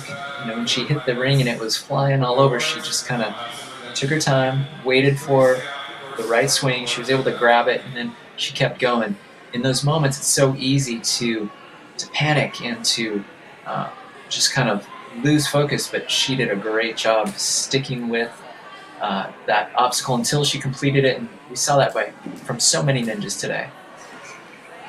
Absolutely. We've got 8 athletes advancing to the Premier Series finals with this incredible showing from all of our athletes. I did want to spotlight our winner on the male side of Mature Kids, Gavin Shields, who hit the buzzer on the challenge course and on the placement course. It was an incredibly impressive run. You could see just how much power he had on that final obstacle. Goes to show that he's got a lot left in the tank, and if finals has a pumpier course that requires bigger moves, Gavin's gonna be able to deliver. Yeah, and I'm not sure if we're going to be able to see some of his run again, but even at the very end, you know he is so tired. So many other competitors couldn't quite finish that portion of the course, but he hit that shelf, and there's so much pressure on your fingers, on your forearms, and he just beasted that obstacle. Very, very um, cool under pressure, strong, able, so impressive. Yeah, he didn't waste a single second. He never stopped moving. And again, that link to the shelf, from the shelf to the bar, right here, we'll see it in the replay. Big, huge pop. That was the move that solidified his run of the buzzer and the win in the mature kids male division. And then, of course, we have our female winner in the mature kids division. It's going to be Eloise Olsen, who also put up a very impressive run to the second to last obstacle. Incredibly exciting to see. Now, that skyhook move can be a little tricky, especially when that last part moves, but Eloise was very calm and collected throughout her entire run. Yeah, she really had a great showing. She did so well throughout the entire course. Didn't look like she was panicked. She didn't look like she was worried or fearful. She just looked calm and confident and very intentional in her movements. And that was really good job from Eloise. Well, with that, we are all wrapped up with our mature kids division, both male and female. Congratulations to our 8 athletes advancing. We'll find out which athletes will be joining them, as on October 13th and 14th, we'll find out which Israeli athletes will qualify for the Premier Series finals. And then we take it over to the UK October 21st to 22nd, as True Function Ninja Training Ground hosts a qualifier for the United Kingdom and the remainder of Europe. It's going to be absolutely stacked, the same as Life Force, possibly with even more ninjas, which is incredibly exciting. But we still have even more action this weekend, so be sure to tune in just about an hour and a half, 7:30 p.m. Eastern, 4:30 p.m. Pacific. We're going to get rolling with the preteen division, and then tomorrow, 11:30 a.m. Eastern, 8:30 a.m. Pacific, the amateurs, your young adult, and masters competitors, all in one division. Your teens will be at 4:15 p.m. Eastern, 1:15 p.m. Pacific, and rounding out the eventful weekend is going to be 7 p.m., 4 p.m. Pacific, elite division. And the elites have 2 incredible athletes in Kai Diol and Evan LaValle. They are incredibly strong, each with their own strengths. Maybe I wouldn't even call them weaknesses, but just certain skills that they're better at than others. Kai, a native Canadian, actually, who comes down to Life Force, crosses from Canada to the United States to train for Ninja. He placed 4th place in the Canadian Ninja League National Championships, and then made it to Stage 2 this past season at the World Championship, where he landed in the top 25. Definitely a very decorated athlete who has a lot of tricks in his arsenal, as you can see here by the video. But then we move over to Evan LaValle, another athlete who is known for his strength. You can see this rock climber build. He's made it to Stage 3 in the past at the World Championship, most recently in Season 7, 2022. He made it all the way to Stage 3, made it very far into that course as well. Has the grip strength for days, made it very far in Stage 1, I believe to the last obstacle of Stage 1 in this most recent World Championship. He's definitely someone to keep an eye out for. Him and Kai will be squaring off against many other top elite athletes as they fight for their spots in the top 4. And we can see here their stats per course run. We can see Evan clears a little more obstacles per competition on average, but Kai is definitely not one to be slept on in terms of generating swing. Their lâcher power is relatively equal. Their balance might be a little dicey, but it's definitely not bad by any means. Clearing 80+% on balance obstacles is no easy feat whatsoever, especially since at the elite level, they have such sketchy, creative, and quick-moving balance obstacles. Love to see it. Climbing and campusing, such high percentages in both categories, especially for Kai with 100% on climbing. That's going to be huge as we get into this course. Travis has mentioned many times how these courses are becoming increasingly taxing as you get further into the course. So perhaps that upper body strength from Evan and Kai will benefit them greatly deeper in on the challenge courses. And then, of course, moving with obstacles, you can see Evan there with a 94% clear rate as he's working through bar tech, ring tech, batarangs, bolt cutters, you name it. Evan's got all of those tricks up his sleeve, so it'll be very exciting to see how he and Kai perform, as well as all of the other elites, so be sure to stick around. You don't want to miss it. Travis, do you have any final words to take us out? No, I just think every fan of Ninja really needs to tune in because those two young men are phenomenal, but as you mentioned, there's going to be a lot of other incredible athletes as well, so it's going to be a great evening of Ninja excitement and just really exciting to see what they can do on these creative courses that the crew from Life Force is putting together. Absolutely. I couldn't have said it better. You heard the man himself. Be sure to tune back in. We'll be back in an hour and a half to kick off the preteens division, and tune in tomorrow for the amateur, team, and elite waves. We'll see you soon. Take care.